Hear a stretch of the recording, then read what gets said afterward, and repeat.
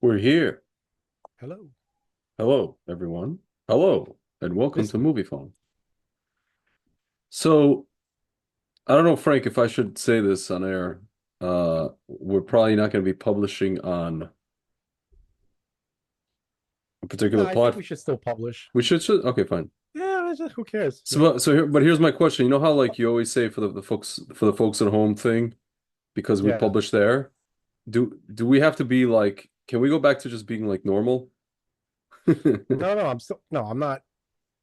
know what I'm I'm saying? not doing that because of any specific place. I just want whoever happens to be listening to Oh, get the full benefit. You know what I mean? yeah. So I'm not going to change. I'm sorry. I can't. I is how I is. Okay. Um, but some people watch us there, so I think we should Yeah. continue. I mean, if I say something off the cuff, I mean, you can feel free to explain it, but I just prefer to like say the whole, whatever it is I'm blurting out at the time without like having to Okay, I won't interrupt you, and then yeah. I'll And then we'll go all the explain way we'll back. unpack. Yes, we'll unpack whatever it is that I mumbled out. All But I right. will I will try to minimize my uh what they call frum speak. Don't lie. No, I really will because Really? listen, you know what's funny, man? I didn't speak like this for the first, I didn't know these terminologies for the first 30, 1 years or 32 years of my life. So Yeah. I was thinking to myself, like, why should it be that I should become this like, you know, dude who sounds like he grew up Hasidic because I did not. And it's only been like the last 10 or I don't know, 12 years of my life that have just been I've been It's using not this even terminology. Hasidic. It's You not that know, it's just Orthodox people that they talk a certain way. And I don't yeah, even you know talk what they that talk like? I don't even talk that way. I just use certain things at certain times. You know what they talk like? Yeah. They talk like everybody did at the turn of the century. Like Yeah. even Sicilians who came here Yeah. and maybe they were in America for like 15 years, right? And Yeah. they speak English, but that's what they sounded like too. Yeah. You know what's You something want funny? Yeah. they're like, you want I should do this, you want I should do that. No, it's something related to what you just the way you just described it. I walked into my partner is the manager of a wine store up in Muncie, upstate New York. And I walk in and there's a guy who works there, a very nice guy actually. I saw him before. I haven't seen him in a while. He's a Hasidic guy. He works there from time to time. He's like another cashier or whatever. And he sees me and I could tell that I guess he recognizes me. I kind of recognize him, but I haven't seen him in a while. And I see, like sometimes you'll see people and you could tell that they want to say something to you or ask you something, but they don't really know. They're trying to figure out what you are and what's going on. And at some point he started trying to blurt out something intelligible and he just said because my partner's name is Yeshua, so he goes, "You and Yeshua." I'm like, I literally went to him and I tried to be as nice as possible, and I said to him, "What is it that you're trying to ask me? What is the question?" And then I think he got like kind of taken aback by my phone, and he's just like, "No, no, no, never mind, never mind." I'm like, "No, no, I mean I could tell you want to ask me something, or you were trying to enunciate something, or you're trying to, you Or you're know, about to sneeze and you just no, can't get to. yeah, imply something." And then later on in the conversation, my partner says something about there's an event that I'm doing tomorrow at a synagogue in Long Island, and the synagogue happens to be I guess like conservative or reform synagogue. And usually, when somebody's doing an event in the Hasidic world, it's not what organization is doing the event. They don't care about the name of the organization. They care about who's the person. Meaning, when they say who's doing the event, they really literally want to know the name of the guy doing the event. So I said, "Yeah, tomorrow's an event," and he's like, "Who's doing the event?" I'm like, "Temple Beth Shalom or whatever." He's like, "No, I mean like who's doing the event? Who? Like, who's the guy?" I'm like, "It's not a guy. It's a synagogue." So like in the normal world, if an organization's doing an event, it's the organization. Yeah, there's a person, there's people involved, but it's not like some impresario guy. But in the Hasidic world, Orthodox world, it's literally some impresario guy who does events. Like there's a guy, literally, he does, thank God, very well. He'll do like the, kosher food and wine events, and the same guy will do like a real estate event, and then the same guy will do like just like general business events. And they know him as like so they know his name. So they don't Yeah. even call it, when they say, oh, they don't call it by the name of the company that does the event. They just call, oh, whatever, Shlomo's doing an event or something like that. Or the last name, they'll say the guy's last name. So it's just funny. Like the guy's like, who's doing it? I'm like, Jewish Council of whatever, whatever, blah blah blah. Long Island or something. Like you couldn't get it. I'm like, this is funny. Funny little quirks we have. Yes, Frank is a there I'm waiting for the punchline. I'm waiting for how is this. no punchline. The punch no I'm, no I'm waiting for how the the folks at punchline home will is the benefit. punchline is it's just funny how Funny how? Huh? funny how in the Orthodox world everybody cuts to the chase. They don't want to know. They know that at the end of the day it's a person putting on an event, and they want to know who the person is. Because when they find out, if they know get this bit of information, they'll Yeah. understand what is the intention and what is the event going to be like. Because let's say if they know the guy, chances are they know who it is, or they'll Yeah. know his relative or their friend. They know what they're in for, what to expect. But if it's just like a nameless, faceless organization, so to speak, oh, and it's like it might as well be not Jewish. It might as well be like I don't know, whatever, some corporation. Yeah. There's no such thing as an as an institution doing Yeah, something. yeah. In their world. Yeah. No, Even though but in yeah, really in any world, true, you know, but they yeah, they know that they basically when you tell them an institution, they're saying, all right, the person who is responsible for this doesn't want to be responsible for this. yes, yes, Right? yeah, yeah, yeah, yeah. Right? But The they person but who's they want to actually hold the person responsible in case something goes wrong, right. They want to know who it is. They so they want can to know complain to him. what this is about. They Yeah. want to know, how to do things right. Yes, But an institution it's not a living entity. It's just it's an alias. Yeah. for somebody who is full of shit. Yeah. And to their credit, they're not in that, at least in that way. They're Yeah, not, and they want to cut, to even something like, like the biggest distributor in the kosher world of, the wine distributor, it's called Royal Wine Corporation. So people will just say, "Oh, Herzog's putting it on. Moti's putting on the other event. Moti Herzog." They'll just say it like that. And everybody yeah, knows it's Royal, but it's Moti Herzog. It's like, if we were living 200 years ago in a shtetl in a little Jewish town in Europe, it would just be called.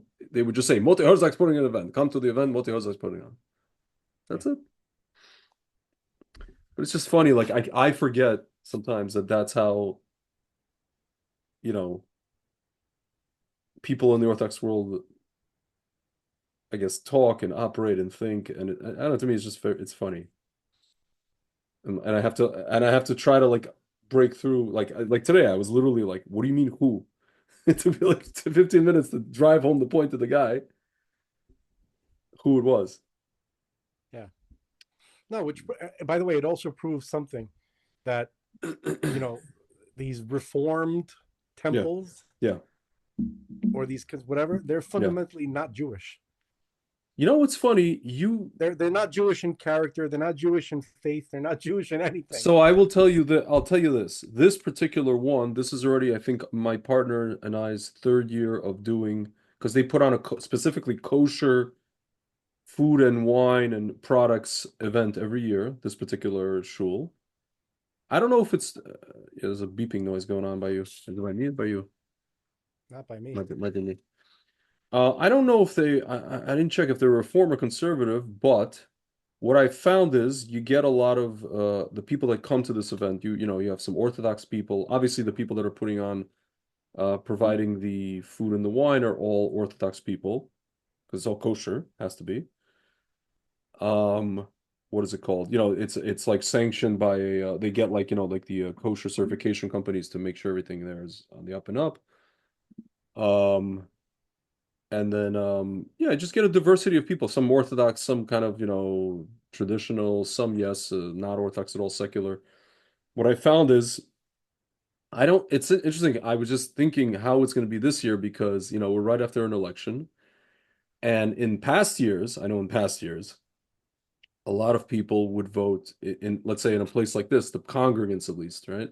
Or let's say half the people who attended this thing would probably vote Democrat. Or at the very least, I know for a fact you talked to them about Trump, they were repulsed, right?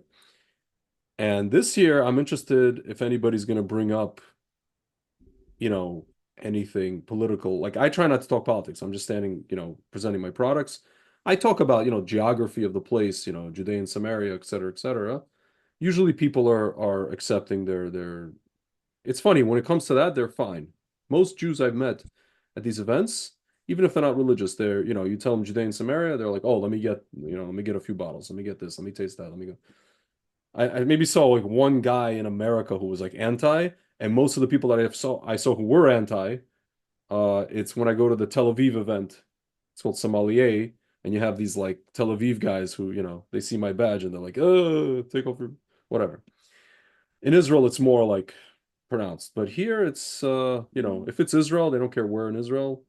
They're very supportive. I don't know. I'm just interested to hear kind of opinions and sentiments and if anybody brings it up. I try not to engage too much because by me, and I noticed yesterday, there was some lady that came into my partner's store, Orthodox lady. Again, dude, you tell me that you don't meet these people, you know, it's funny. We tried not to engage in politics so much, but you could tell she wasn't like a big fan of Trump. No, but the individuals Yeah, who do that, yeah, right? yeah. Like there's a handful, a very tiny minority, Sure, but sure. they always want to make it, they always want to let you know the Trump supporters, Yeah, who are the majority, they go about their day yeah, and they're not talking yeah, about it. But the people, those few people, right? yeah, They yeah, they they need they're desperately looking for someone to connect to on yeah. what they want to bitch about. So there Well, she was like testing you out. with her, it wasn't even like that. It was more like she overheard us talking just about people's oh, you know what I did? I mentioned because she was in the store and she was asking about wine and whatever. And I mentioned to my partner, kind of like an earshot of, if anybody was in the store, I said, I mentioned the whole story. I don't know if you heard of this cruise company that's offering people, if they want to cruise around for like 4 years, if they're not happy with Trump, they just want to literally live on the cruise ship for like 4 years. Yeah. And I joked and I called it the Love is Love boat. Like The love is love is love. what boat? The love is love. You know how they say love is love? The trick. No. All these they have this shtick like all the LGBTQ, they have a catchphrase. Love is love, whatever. Oh Like wow. love is love. I Yeah. get it now. I If you ever wasn't that see that familiar with if I you if wasn't you ever familiar enough see with like these signs, I mean, we have a lot of them here, like in front of people's houses. They'll have like, it's like lefties, so they'll have like climate change is real, science is real, love is love, all this like literally slogan, every slogan they've ever yeah, made up, right? So I call it the love is love boat. And the this lady, basic the basic tenets of the cult. yes, yeah, it's all like they're whatever. So she kind of like, I don't know, she was nice about it. She's like, oh, she said something along the lines of like, oh, I'm having a good day. I just like we shouldn't get into whatever. But you could tell like she's like obviously pro-Israel and everything like that. And I'm trying to explain to her. I'm not sure. No, she is. This is No. no. She's like, I went to a no, but then she goes, I went to a Shabbaton, a Sabbath event that where everybody was spreading these conspiracy theories. So I'm like, okay, what does that have to do with our conversation? Well, you know, and this and that. And then we got into this whole thing about I told her, listen, my whole thing, I cited the whole the ladies on Twitter, the ladies who were going crazy about that they're going to lose their rights. And she kind of like dismissed it. By the way, this is like the third time I've heard a lady dismiss these ladies. Dismiss the fact that that this is like a thing. Is like not a big deal. It's not a big deal to them that there's like 20 mid 20s and mid 30s ladies all over America who are literally psychotic. Yeah. It's not a big deal to them. They dismiss it. They dismiss that there are psychotic ladies all over That the that world. that we have a mental health crisis especially among Oh, women, not just in America.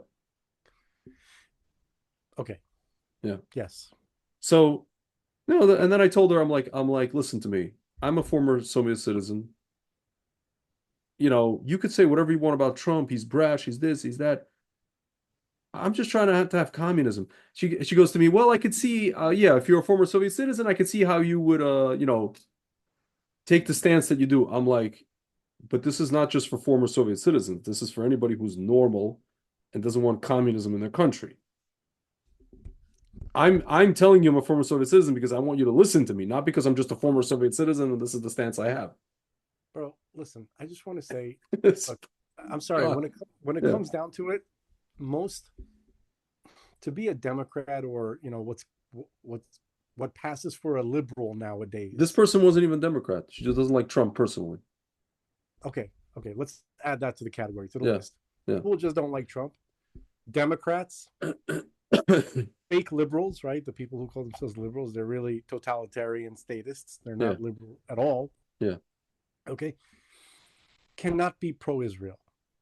They can say they're pro-Israel. It's impossible. Let's let's hash it out. Let's describe.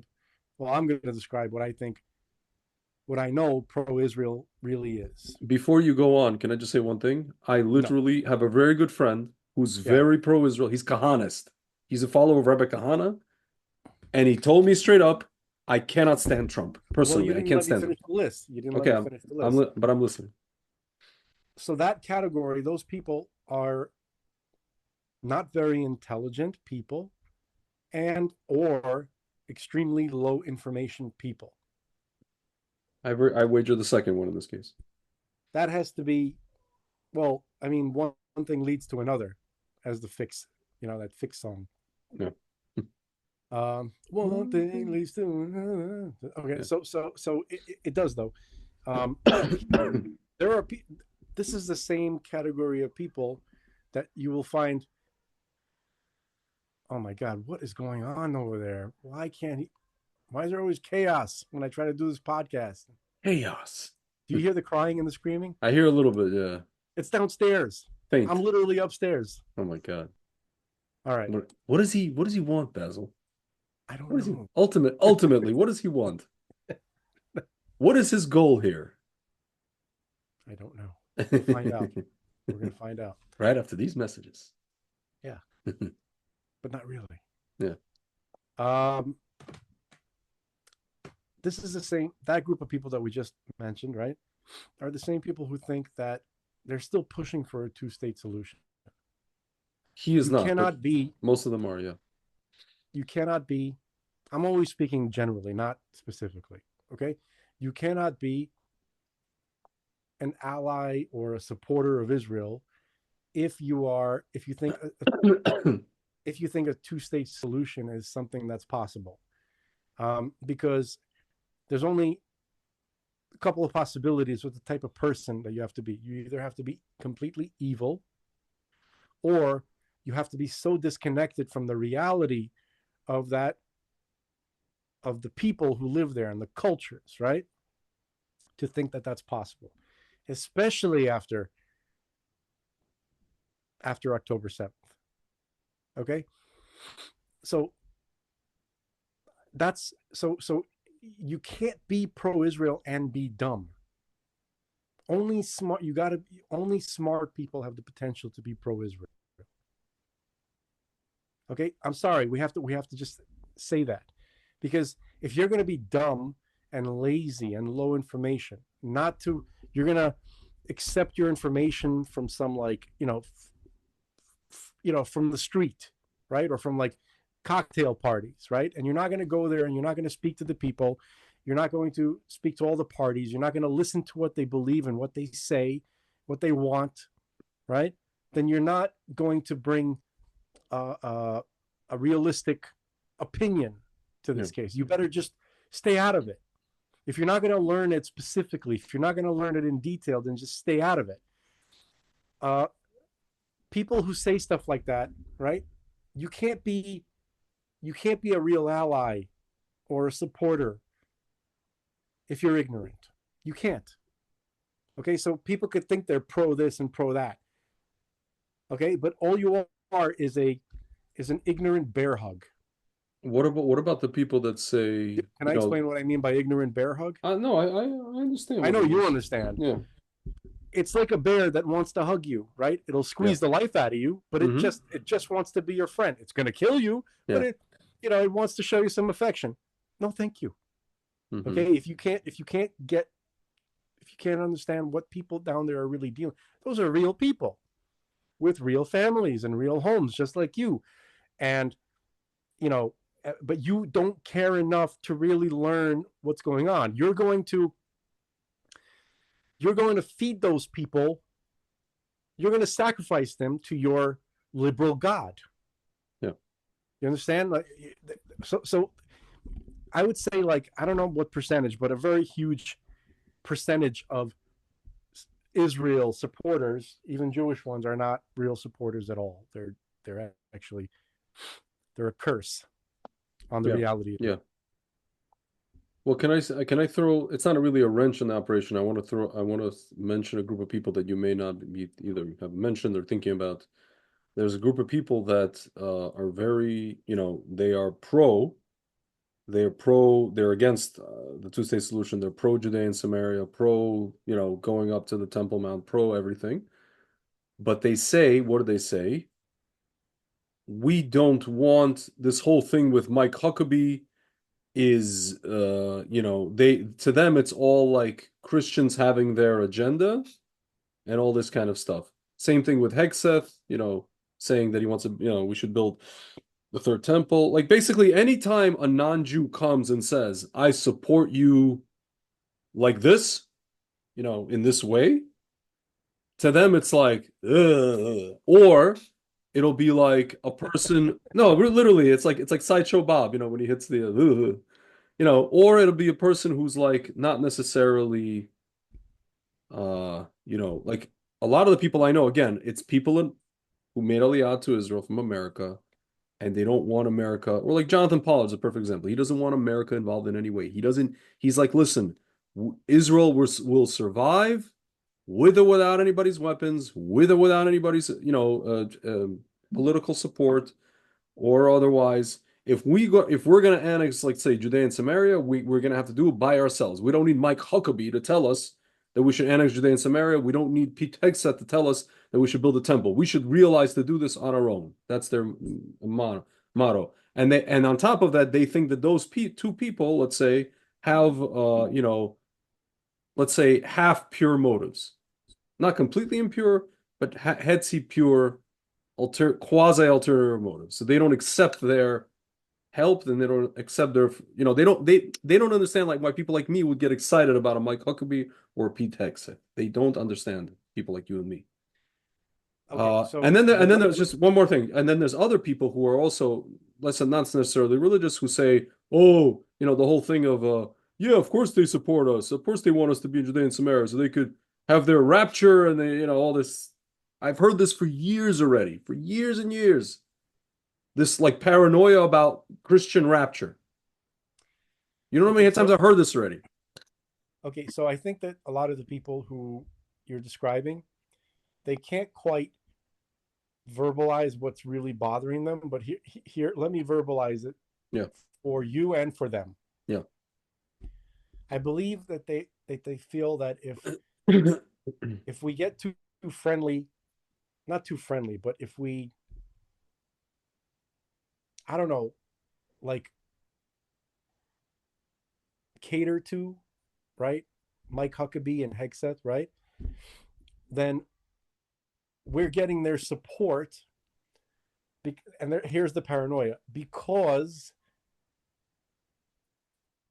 they will they will insist on Jews becoming Christians. That's How so? one. That's How so? one. How That's one. so? Yeah, How so? By yeah, allowing the missionaries to run amok in yeah. Israel, as Correct. they are doing. Okay, The first group of people is afraid of that. What you're describing. Yeah. well, That I. Yeah, that's what we're yeah, talking yeah, about, yeah. right?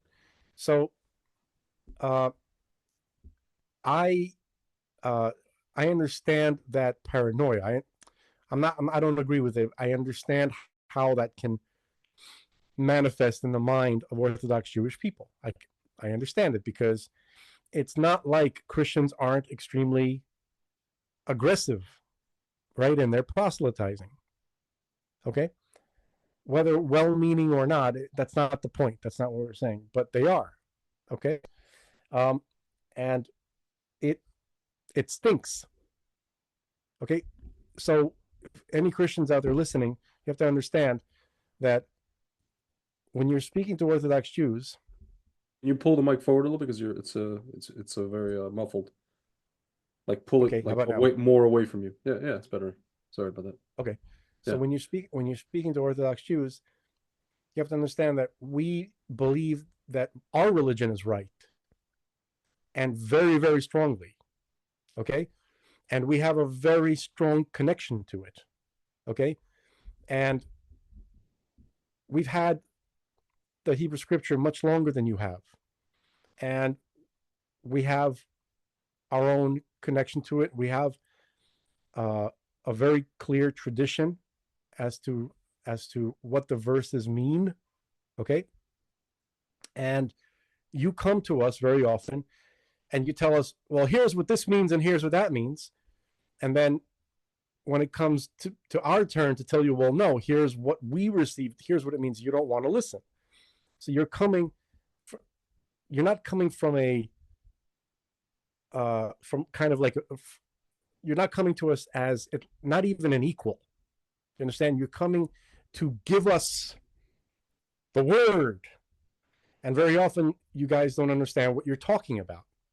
Okay, I don't know if you've ever had to deal with missionaries. I'm talking about like Christians. Have you ever had? The only time I've ever personally is if I'm in Jerusalem and I'm walking down, literally walking down the street, and there's like some person, just like a street preacher guy standing there, like, basically inviting people to come talk to him. That's when, you've seen like Rabbi Tovia Singer has spoken to these people on the streets, made videos, basically arguing with them and just, knocking their whole thing out of the water. But that's the only time I've ever encountered them personally. I've encountered them a lot. Okay. I've had them come to my house regularly, growing up. I've had Okay, what do they call them?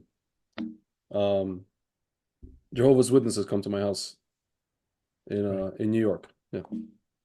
So when I was a kid and I wasn't, I mean, I'm not going to say that I'm very knowledgeable, but now, but I was less knowledgeable than I am now.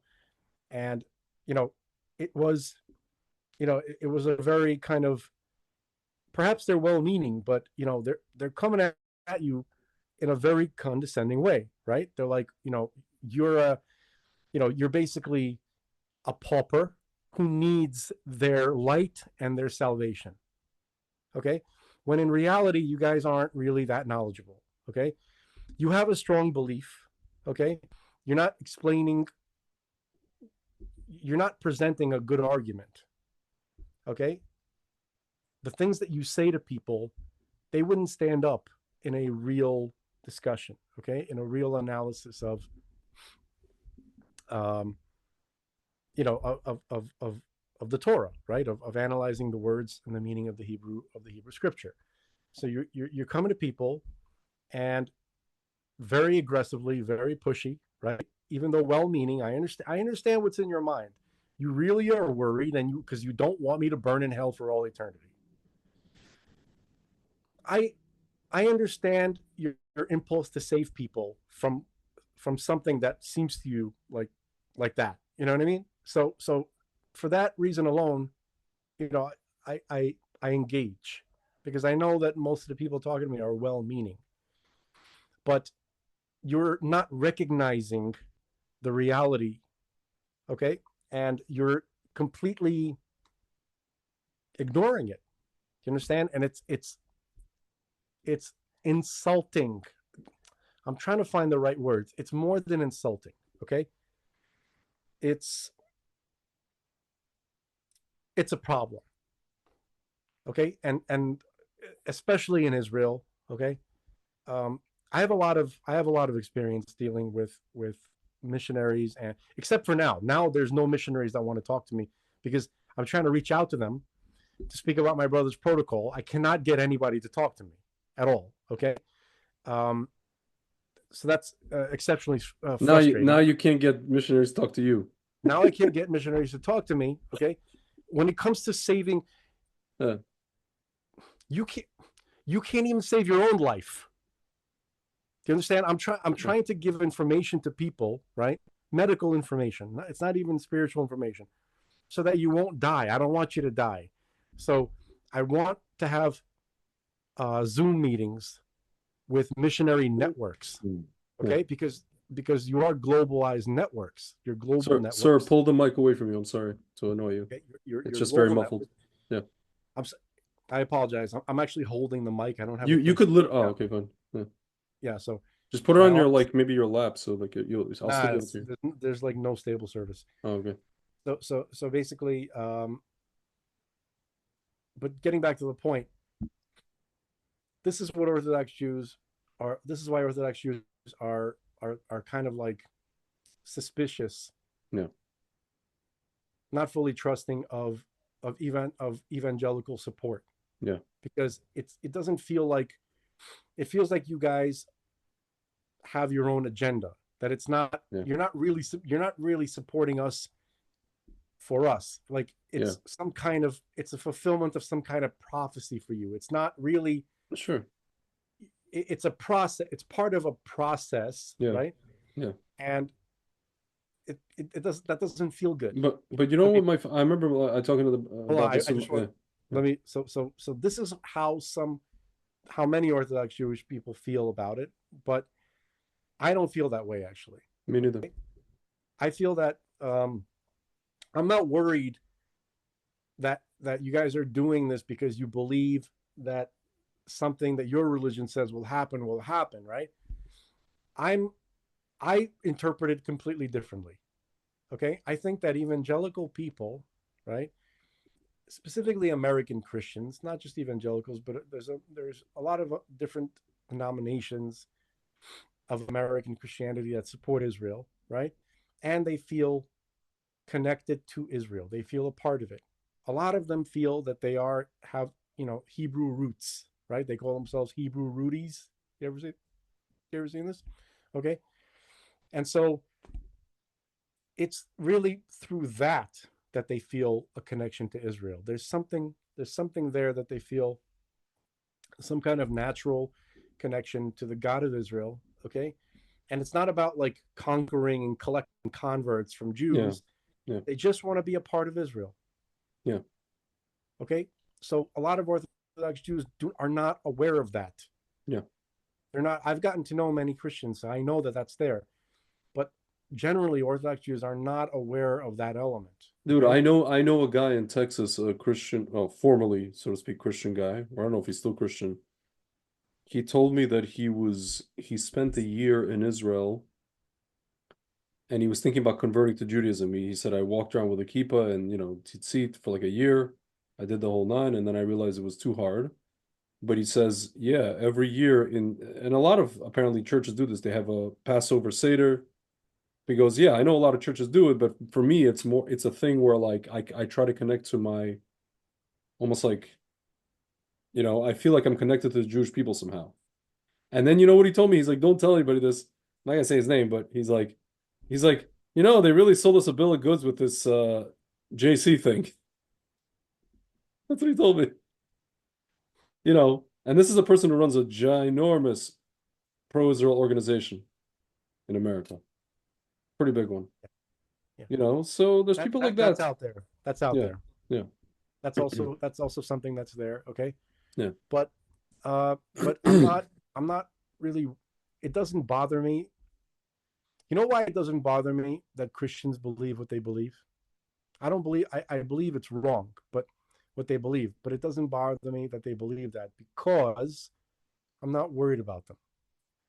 Because I know from what we received in the Torah tradition, that God knows what's in their heart.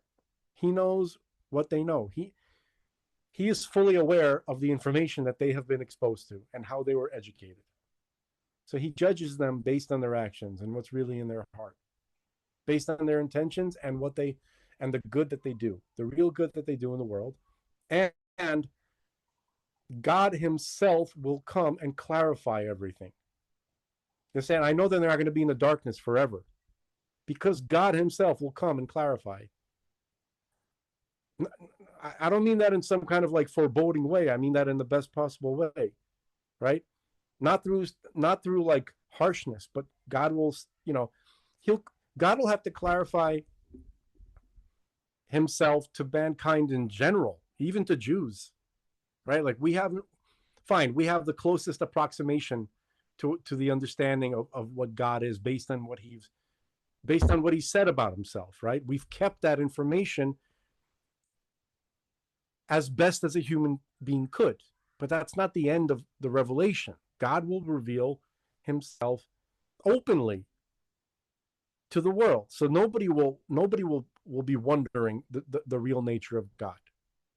Right? God has already given us a lot of previews in the Torah, right? Deuteronomy chapter 6, verse 4. Hear, O Israel, the Lord our God, the Lord is one. Pull the mic away from yourself. I'm sorry. I don't really actually have that much more room. I'm keeping it No, I like know. The closer it gets to you, the more muffled it gets. I'm just letting you know. okay, I'll keep it pressed up against the hamper, Yes. Yes. which the Just, computer is on yeah. top of. Yes. Okay. Okay. So what I said is that if you read the Hebrew scripture, God, he, you got to read it in Hebrew, by the way, but even in English, you can get an inkling, right? Deuteronomy chapter 6, verse 4, right? God is telling Israel that he is one. Okay. He also says in the prophet Amos, he says, I am not a man. Okay. So there's a lot of information that God gave us about himself in in the Torah. Okay. So now not everybody has access to the Torah, right? And some people are mentally blocked from seeing the information that's in the Torah because they were educated. They were told the Torah is evil and the Talmud is evil.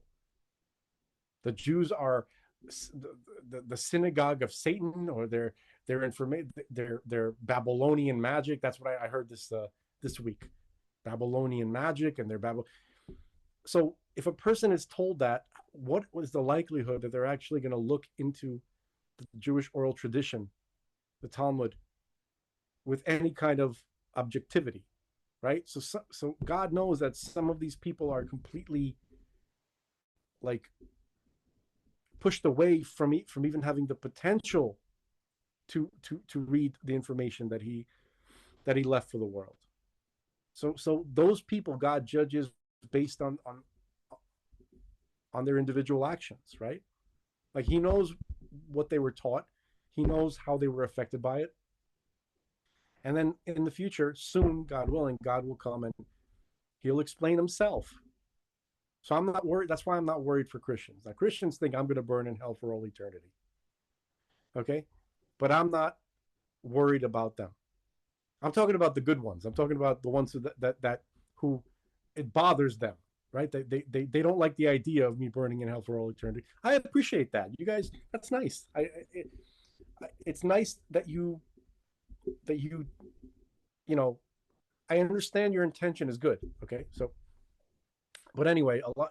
I think that Huckabee, people like Huckabee and people like what's his name? I'm not aware of his name. Hegseth. Hegseth, right? He was always on Fox News. I would see him on Fox News from time to I've been like, I have an aversion to Fox News. time. Same, yeah, I have an aversion to all of them, yeah. but Fox News to me Yeah. is the worst. I'll explain why. Oh, the Because turncoats.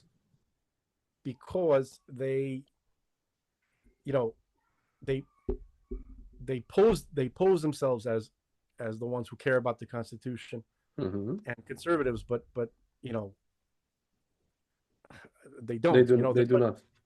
They're like the they're like the rhinos of news of cable news. Hmm. So Yeah. yeah. So basically, that's what's going on. So Orthodox Jews, you guys listening out there, not everybody, not all the Christians that support Israel, have this kind of like nefarious plot to make you into a Christian. Although I'm sure they would be happy if you were, okay? Yeah. But that's not necessarily their main motivation. They just want to be supportive of Israel because this American brand of Christianity, Yeah. many of them don't feel like that the covenant was broken between God and Israel. Frank, something I never understood, when people say that kind of stuff, I never understood this. Let's say it's Orthodox people. I say to them, are you not are you so weak in your own, you know, religiosity or your own observance that you think that you are susceptible to this, or that you could be susceptible to this? And then I say to my, like secular friends, a lot of secular people who are pro-Israel, but like they're, again, they bring up this whole, they're afraid of this rapture thing. I said to them, if you're like a lot of these people would tell me they're like a straight up atheist. I'm like, okay, so you're an atheist, you support Israel, and we know a lot of people like this. They're straight up, they very much support Israel. I know a lot of Russian speaking Jews who like they think the whole religious stuff is whatever, and but they really support Israel. And okay, so you're an atheist, but you're an atheist who gives credence to the beliefs of these non-Jews. And then when you say that to them, well, yeah, because they're basing their whole foreign policy on it, and their foreign policy leads them to, God forbid, potentially cataclysmic, decisions. Okay, well, I don't know if you've noticed who has led us to more cataclysmic things, Democrats or Trump? Who's led us closer to what's described in, God forbid, Zachary 14 and Ezekiel 38? Obama, exactly. Good evening, everyone. If you look actually who led us more to Zachary 14 and Ezekiel 38, it probably Obama 3.0 and it's not Trump. Okay? So your whole thing literally falls apart like a deck of cards. It falls apart. Your fears, your this, your Armageddon, your apocalypse, your I don't know, your rapture thing, your false motives thing. the even the proselytizing thing, the bringing the J yeah they just want to build a temple because they want JC to come. My father years ago he said that to me. He's like, okay, let them think this. He said that, just like you say. Okay, let them think it. God is going to sort it out. He literally says it. So Orthodox Jews don't believe enough that God will sort it out. My father, who's like a secular quasi-traditional guy, believes that, but these frum Jews, no, we got to keep them away. You don't believe in God.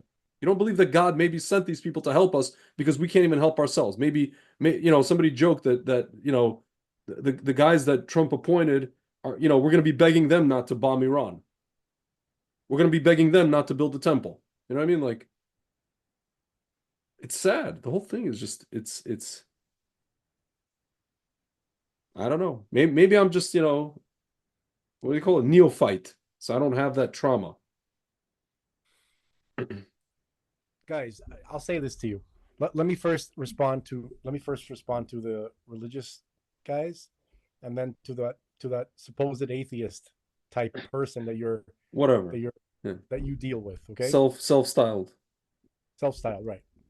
So to the Orthodox Jews that are paranoid because whatever, it it's almost like God set up the situation where, okay, fine, there's a group of people whose religion tells them that in order for their religious goals, right, to be fulfilled, you have to return to Israel, live in Israel, build your third temple. Okay, okay, fine. They believe that after that, the temple is destroyed and all of us are killed, and there's 144,000 left, and we all become Christians. But but so it's almost like you're a little bit worried that they're correct. I think that's what you're worried about. You're That's worried that's the that crazy part. right that somehow by participating with them, you think that you're going to make No, you know what their they're worried religion. about? Because they know Jewish history and they're worried that they'll make that happen.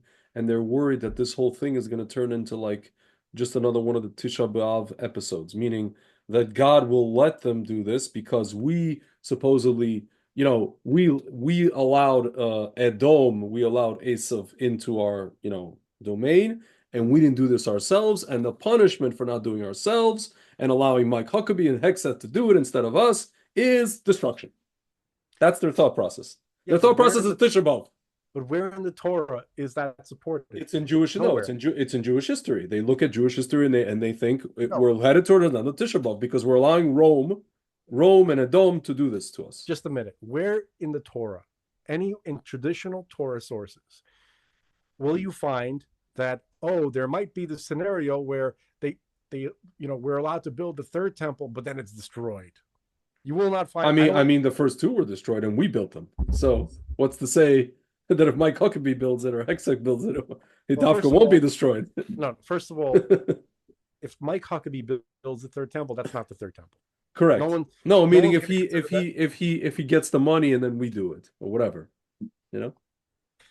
Okay, so The whole thing is just I told you it no, no, falls no, apart. It falls no. But apart. listen to what I'm saying to you. Yeah. As far as I'm aware, I've never seen any source in the Torah that says that that is a possible scenario. We're going by prophecy, but what our Correct. tradition says will happen, right? And our tradition says that the third temple is eternal.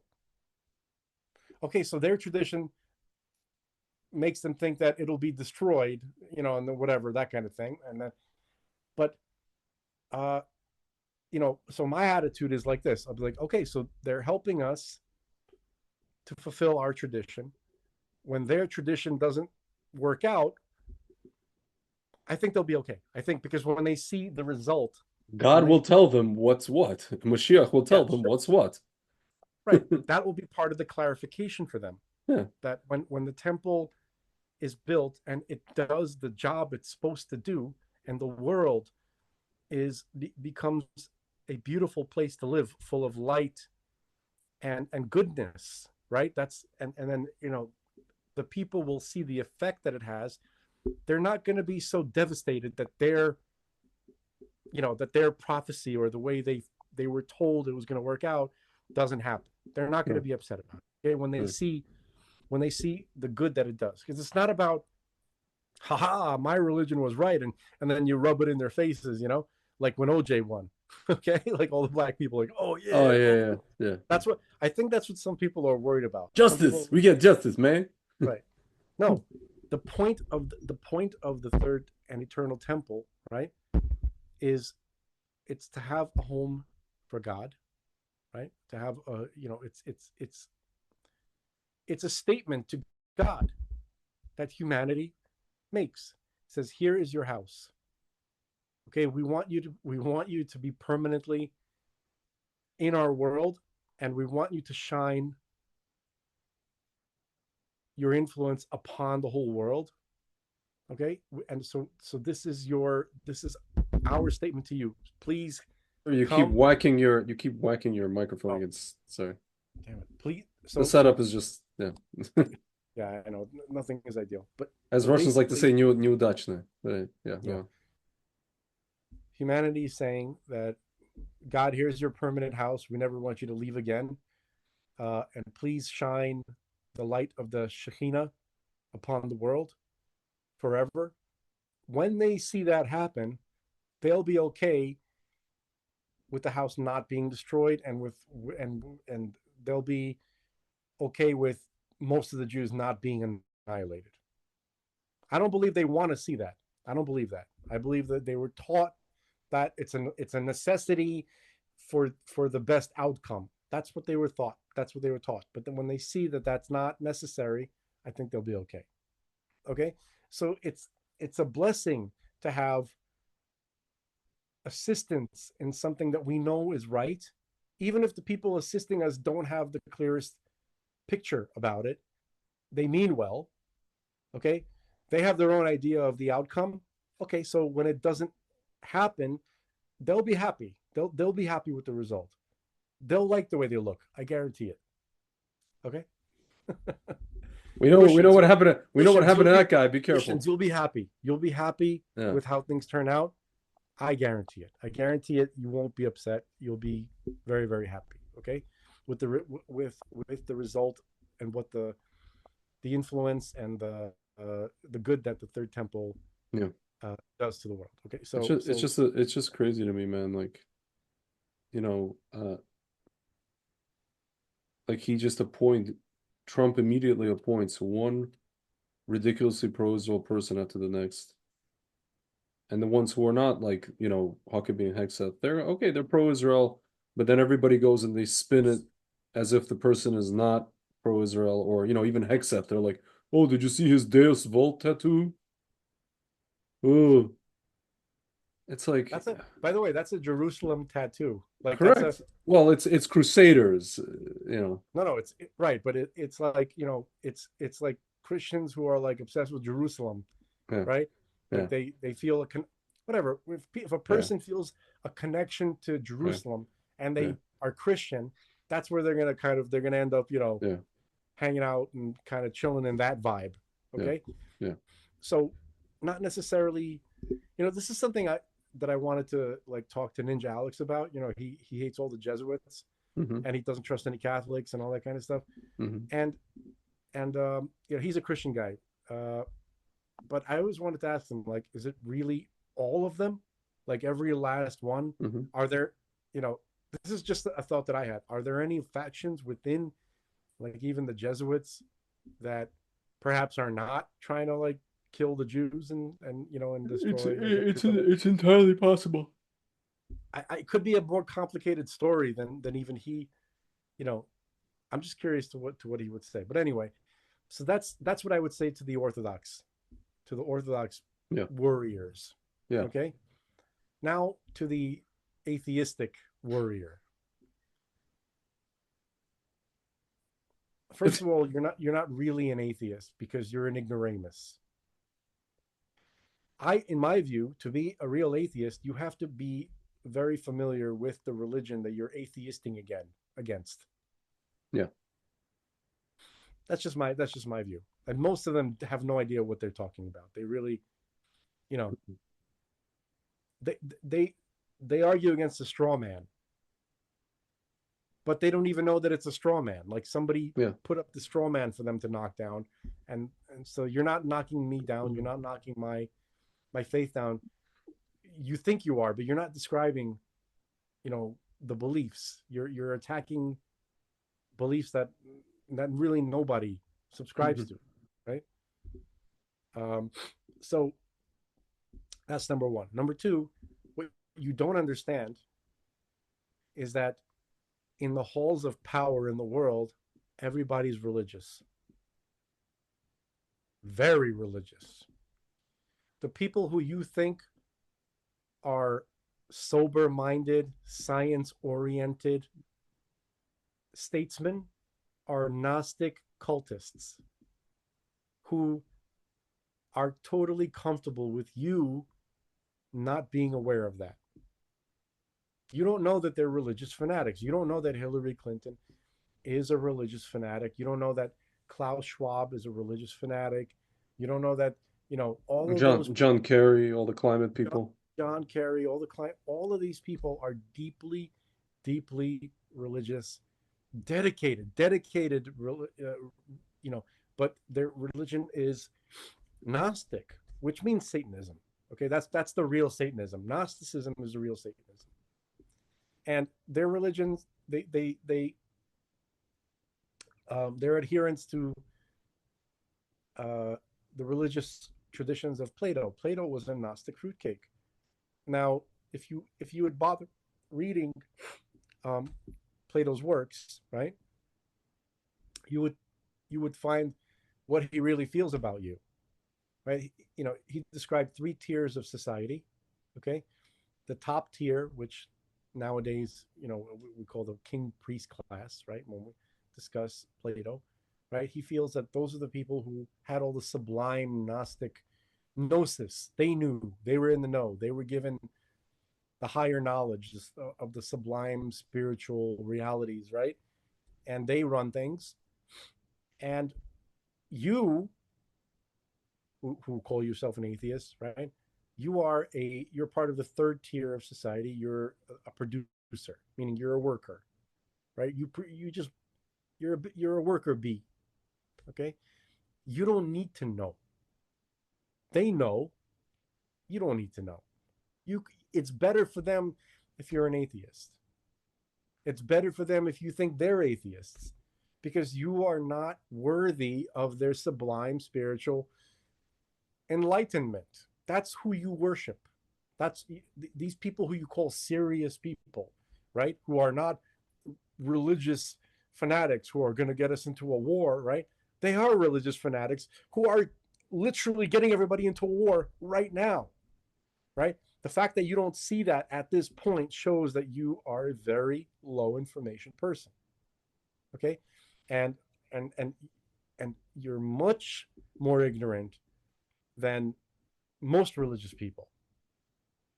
Okay, so if you if you notice, right, Trump, who um, is interested in a country which promotes basic biblical morality as described in the Hebrew scripture, right? He is trying to minimize. He's trying to keep people alive, right? Minimize death. He tries to create cooperation and peace when possible, right? Understanding how to do that, because you have to understand human nature. Okay, and he's a person who understands human nature and what motivates people and how to get people um, to behave. He understands what is the obstacle to somebody behaving, to being nice. Okay, he understands that by projecting strength and having strength and projecting it. See, we've always had strength here in America. It's a strong country with a very powerful military, right? But you but the evil people who have been in charge understand that by not projecting it, you're inviting aggression. That's human nature. If you don't have a person who understands that in leadership, then then the world will collapse, because unfortunately we're still in the stage of human consciousness where people will, we have enough people in the world who are very animalistic, and they will become aggressive when they see weakness. That's just that's just a fact. Okay. And there are people who believe that, oh, if you just back down, if you put on a happy face and you become welcoming and you open people with open arms, then it'll be wonderful. No, unfortunately, that is not true. Unfortunately, there's hundreds of millions of people in the world who see that as a weakness to be exploited. Okay. Now, the people in the halls of government who promoted this to you, who made you think that this is something that they knew that it would never work. They knew precisely what would happen. They knew that the aggressors would come and begin raping and taking advantage of, and because because there's no punishment, so they do this with impunity. They knew what was going to happen. Okay, but they tricked you because because you're easy to trick, because you're an ignorant person, right? Um, and so that's how we got to this point, because you believed that the people in power, leftist, left leaning, socialists, who are who they look very professional and they look very sober, and they look like the people that you want to have in charge, are are the exact opposite of who they present themselves to be. Okay. um, so that's the case. So in conclusion, there are no non-religious people in power. You just didn't know that the people you're looking to are religious fanatics. They're just not the ones that you expected. You just didn't know that they were psychomaniac Gnostic cultists. You didn't know that, but now you do. Now you should. Okay, so I think we took care of the nervous Orthodox Jews and That's, the dummy, fake atheists. I don't know if we could take care of him, but yeah. You know what's crazy to me, man? You mentioned Trump and understanding human nature and all stuff. You know what's fascinating to me?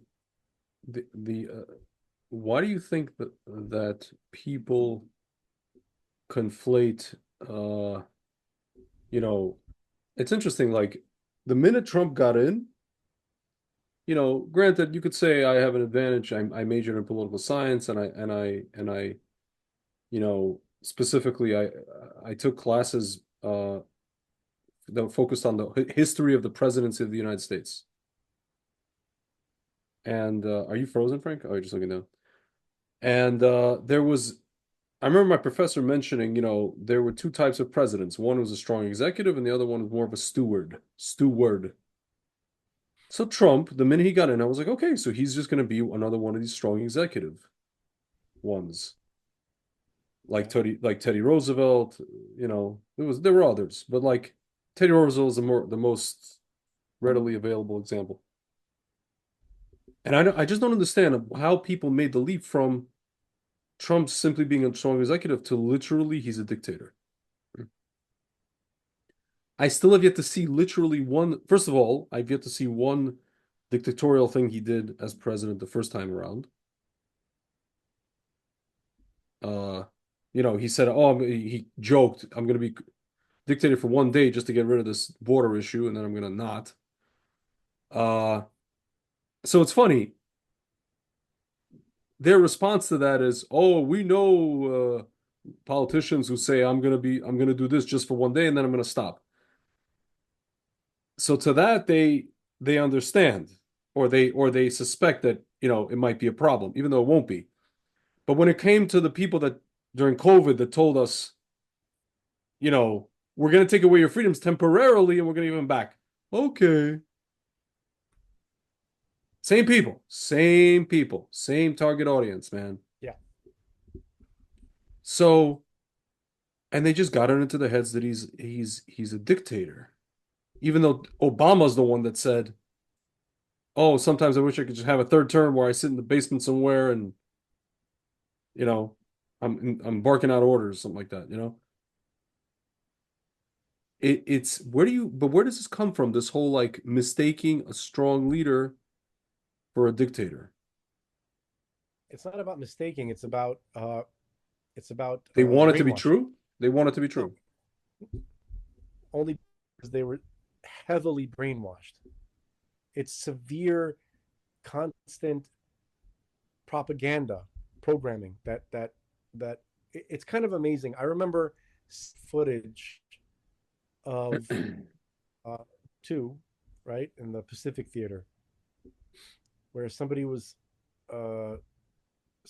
filming this Japanese lady with her baby on the edge of a cliff, right, that which kind of like it fell into the ocean, into the water, right, like, and when she saw Americans very close, she panicked, and she got so terrified that she threw her baby into the water and she threw herself. Both were killed. It's real footage from World War II. So why do that? Well, because the Japanese were told that Americans will come, rape and torture them and eat them. So that was very effective programming. And now the propaganda, the programming has become much more effective. Like, because before they were, you know, they spread rumors that that people would chat about, in gathering places. They'd see like billboards, maybe they watch like maybe something on TV, maybe they listen to something on audio. But now it's literally like constantly, like literally being beamed into their head 24/7. There's a guy who killed his entire family when Trump got in. Have you heard about this? He murdered him. He murdered Yeah. his two little boys, his wife, and he killed himself. Um, you know, because of what Trump because Trump got elected. There are people who have committed suicide. They're in the thousands already because of their propaganda, because of the constant lies. So, um, this is something that we have to seriously look at when it comes to prosecuting these people, right? Uh, they have to be brought to justice for the death that they've caused, not just with their policies, but with the propaganda, with the lies on a mass scale. Okay, lying to your mom that you went to class, that's one thing, but pumping out lies to on a nationwide, worldwide scale, right? To the point where thousands of people commit suicide because you told them that Trump was Hitler, or this kind of thing. You got to you have to be brought to justice if you are a part of that, Yeah. knowingly lying and scaring people to to such a into such a frenzy that they would actually kill their own family. Now, Yeah.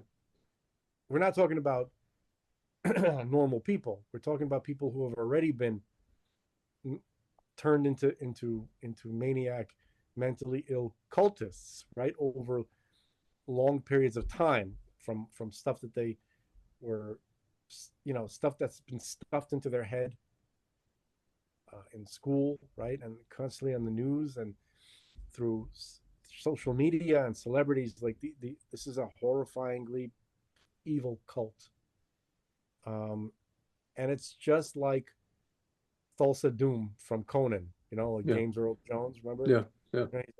He's like, come, come. The girl was standing on the cliff. He's Yeah. like, come. Yeah. She fell and killed herself. Right? He goes, that's power. Right? That's what. Can I So this can is, I show the folks at home the scene? yeah, yeah. We've done it before, but I want to just so We'll do it again. Tulsa Doom, this guy. Um, yeah, Steel. It's called Steel isn't Strong. Yeah, James Earl Jones, huh? yeah. Look at that. There was a time, boy, when I searched for steel. And steel meant more to me than gold or jewels. By the way, you see that haircut? Yeah. I've seen that haircut on some of these TikTok ladies, the screaming ones. It's a Satanist haircut. The riddle of steel. Yes. You know what it is, don't you, boy? Shall I tell you? It's the least I can do. Steel isn't strong, boy. Flesh is stronger. Look around you. There, on the rocks. That beautiful girl. Come to me, my child.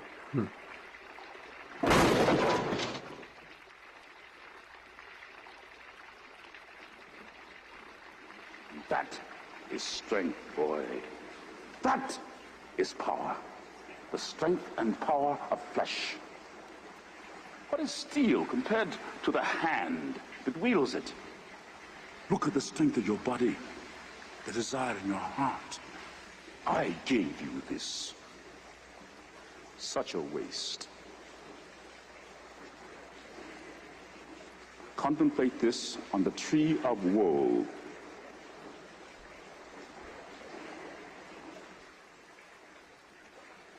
Crucify him. It's funny, that wasn't, if you watch the movie, it wasn't meant to kill him. Just No, it was. oh, okay. Yeah, no, no. He Oh, wanted really? him to die Oh, because he horribly. says contemplate this on the tree of woe. Yeah, as you're dying. Oh, It's interesting. not enough for him to just kill him. He goes, torture yourself as you die, because it won't be enjoyable enough Yeah, to just have you die. I want you to torture yourself as you are agonizingly, starving to death and being whatever, yeah, you know, exposed to the elements and whatever. yeah, yeah, Okay, so um, that is that's that's who runs the left. yeah, Like those are the Gnostic. That's the Gnostic cult that we've been telling you all about. Okay, that's precisely who they are. Quite literally, actually. Okay, um, so to your atheist friend yeah, who calls himself an atheist, okay, yeah, that's what you are. yeah, You're that little girl who jumped, yeah. because you thought Tulsa Doom was. Dude, it's what's crazy to me. It's always been crazy to me that you know, dude, your parents are from Soviet Union. My parents are too. I was born there. You couldn't, you know, there were only certain amount of sources of information. Everything was locked down. Everything was locked out. You couldn't get information unless you had like family members who were telling you the truth about, let's say, America, right? So what's crazy to me is that the media somehow, with all the internet that we have, with all the sources that we have, with all the stuff, during COVID, for example, you could have a family member or friend send you something, that may not be quite what's reported in the media, for example. Or let's say with politics, I could send you something, not from Fox News, I could send you something from my personal life, let's say about Trump, that is omitted, about Trump and how he's with, his dealings with the Jews, that is omitted purposely, they're lying by omission. And it's out there, it's available. It's not like it's not available. You could find it. It's not like we don't live in the Soviet Union. So what's astounding to me is that people chose. I have a cousin, the day after the election, she reached out to me. She's actually, she lives in Berkeley. I don't know if she's a leftist, but she even admitted that she lives in a bubble. She's an accountant or a finance. She works in finance. She does very well, thank God. She's married with kids.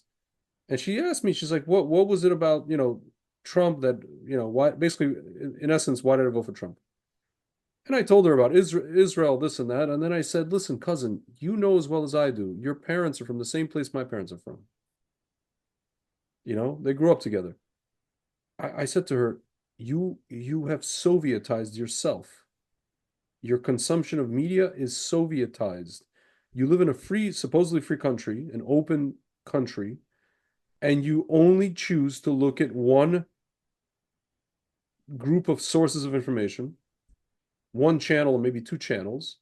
You prey on those channels, meaning prey as in like you swear by those channels, by those networks.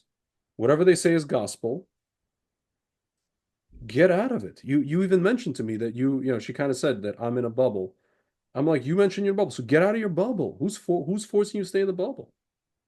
Maybe listen to other things that you haven't heard. Listen to a podcast that they're talking about things you've never heard. Personal stories, this and that. Because I told her, I'm like, they lie. Here's the thing with them. They're not, sometimes they outright lie, and sometimes they say information, but they're omitting 50% of the story.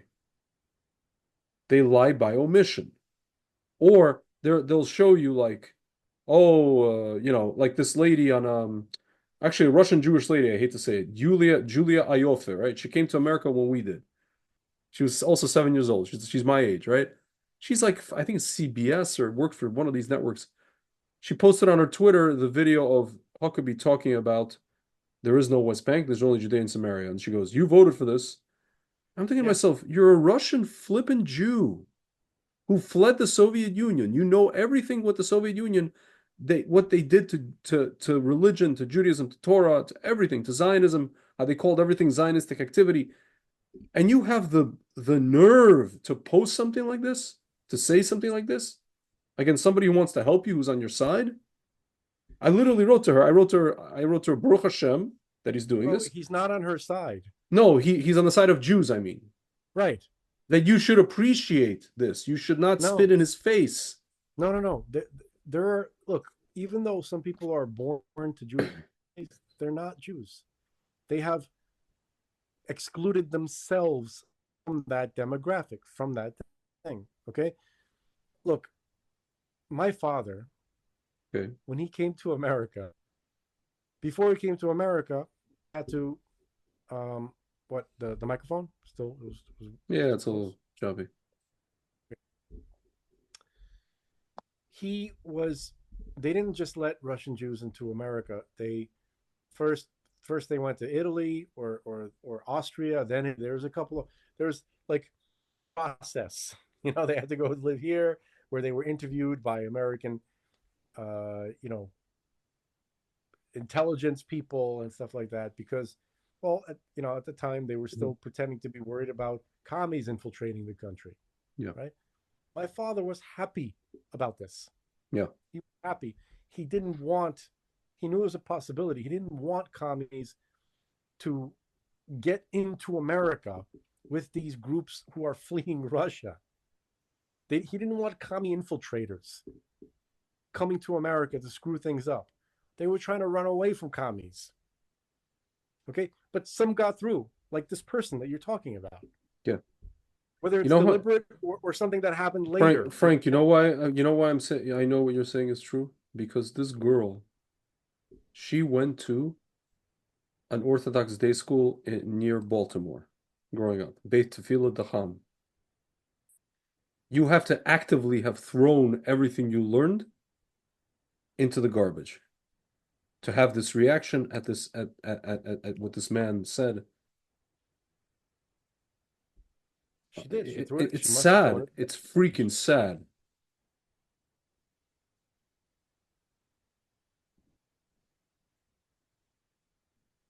Yeah. It's I don't know. This is folks. When we talk about in Jewish terms, when we talk about exile, galut, this is what we're talking about. We're not talking about only physical exile from the land of Israel. We're talking about exile. Like this is what exile causes Yeah. for people who grew up in the Soviet Union, who came to America just like me, literally like me, and went to day school in, one of the many communities in America, and just poof, screw Huckabee, screw Hegseth, screw it all. Screw Judea and Samaria, screw the temple. They joined the cult. Look, they Yeah, they left they left Torah and they mm, joined a cult. yeah. Yeah. So, unfortunately there's more than one. The question is, why does Hashem allow it? I don't know. I don't know why the question. I don't know if that's the question. Because, it is the question, but I don't expect an answer. Okay? So, I want to clarify something that you said. Folks, my colleague here said exile, and then he used the word galut. Yeah. That's the Hebrew word for exile. Now, I grew up watching Looney Tunes. There's a character called Yosemite Sam who calls people you big galoot, right? You darn galoot. So I also learned later when I was working in construction, right? Some of the guys were from the South, right? And so they explained to me that galoot is a variation of like that term, you big galoot, came from Goliath, Hmm. right? Goliath, Yeah. but and because it sounds like some people will call Goliath Galut, Yeah. be another pronunciation. Yeah. Goliath from the from Yeah. the one that was slain by giant who was slain by King David. Mm-hmm. So a lot of people when they hear the Galut, I've seen non-Jews get confused. They're like, what? They're like, Yeah. Yeah. like, what are you talking about? Like, Yeah. are you talking about Well, that giant? a lot of Orthodox Jews say, or Ashkenazi people say gullus. Okay, Gullus is just Yeah, it's a pronunciation. it's a pronunciation variation of sometimes the S and the T are interchangeable. Yeah. But in Hebrew, Goliath is Goliot. Yeah. And Galut means exile. So hopefully untangle that for some of the folks at home. Yeah. This is not where I thought this conversation was going to go. I thought Okay. I wanted to talk about like just exclusively weirdness, just UFO, Sir, if you just if you want to talk, can spiritual I tell you something? If you want to talk about something, fun stuff, before we get on the show, tell me, hey, I want to talk about this today exclusively, and I will be happy No, to no, entertain your no, but we don't desires. do that. We just, we turn it on and we turn on the In the machine and we go. in the words of Eddie Murphy's wife to be in Africa, whatever it is that you like. Well, what do you like? Whatever it is that you Whatever you like. like. Whatever you like. This is impossible. You saying, if I tell you to bark like a dog, you will do it. Jump up and down on one foot. She was so cute, her Yeah. little bark, like, oh, Yeah, yeah, yeah. oh. Can I show the folks at home the scene? It's very fun. Speaking of Yeah, James Earl Jones, that's the second one. yeah. Well, listen, he played some Yeah. important roles. Dude, the first time I saw James Earl Jones, actually the second time, I didn't correlate. It's his commercials for the phone company, 9X or Bell, something Bell or 9X. Here, I don't recall that. these are the before I show you the scene, I'm going to show you these commercials in New York. James Earl Jones here, phone book. Oh, for Yellow Pages.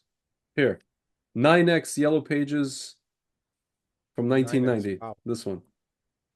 And he did them for a while. He did them for years. And I was like, why are they forcing this amazing actor to do 9X Yellow Pages commercials? Look at this. What would you do if someone took away your yellow pages? My yellow pages? The CNP telephone yellow pages? You and what army? No. People want to hold on to the book with more choices. Hey, no. My yellow pages don't even think about it. It's the book 9 out of 10 use, and when asked to choose, most people won't let go. The genuine CNP telephone yellow pages. No other book can match it. A Bell Atlantic company.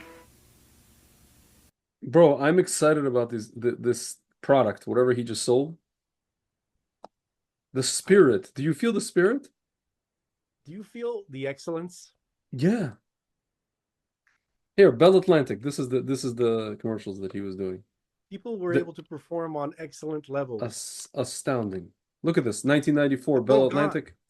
It's gone. No one could speak so clearly. No one could anymore. You know what I mean? Like, Yeah, and yeah, and there were many people who could yeah, just a few yeah. years ago. Here, check this out.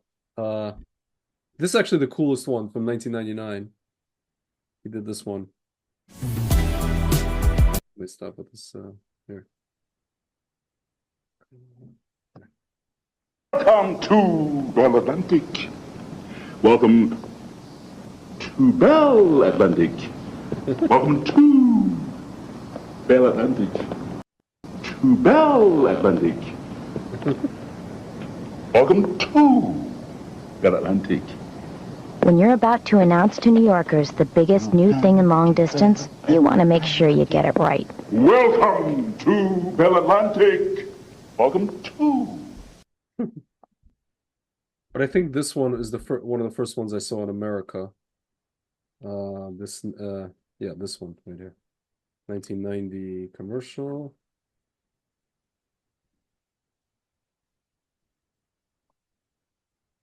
This is like, it was, the one he was doing was for New York, but it doesn't really matter. The C&P Telephone Yellow Pages has more choices than any other book in Washington. But if you try to get all those choices into one volume, this is what you'd have. So C&P gives you 2 books and 2 benefits. You get all those choices, and 2 easy-to-use volumes are better than the big guy.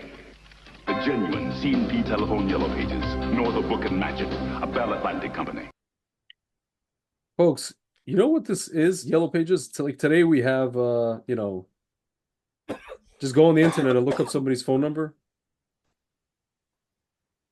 What a giant ass book. Can we forget about the Yellow Pages aspect of it for a second? I want to focus on, like, watching James Earl Jones do something simple like sell a product on a commercial in the 90s is like looking back at Tartaria. Yeah. Tartaria. Wait, what's Tartaria?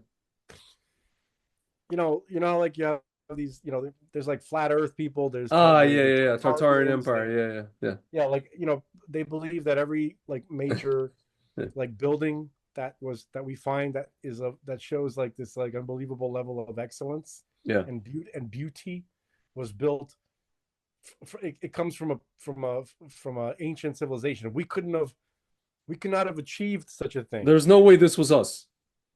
Right. Like the Kremlin.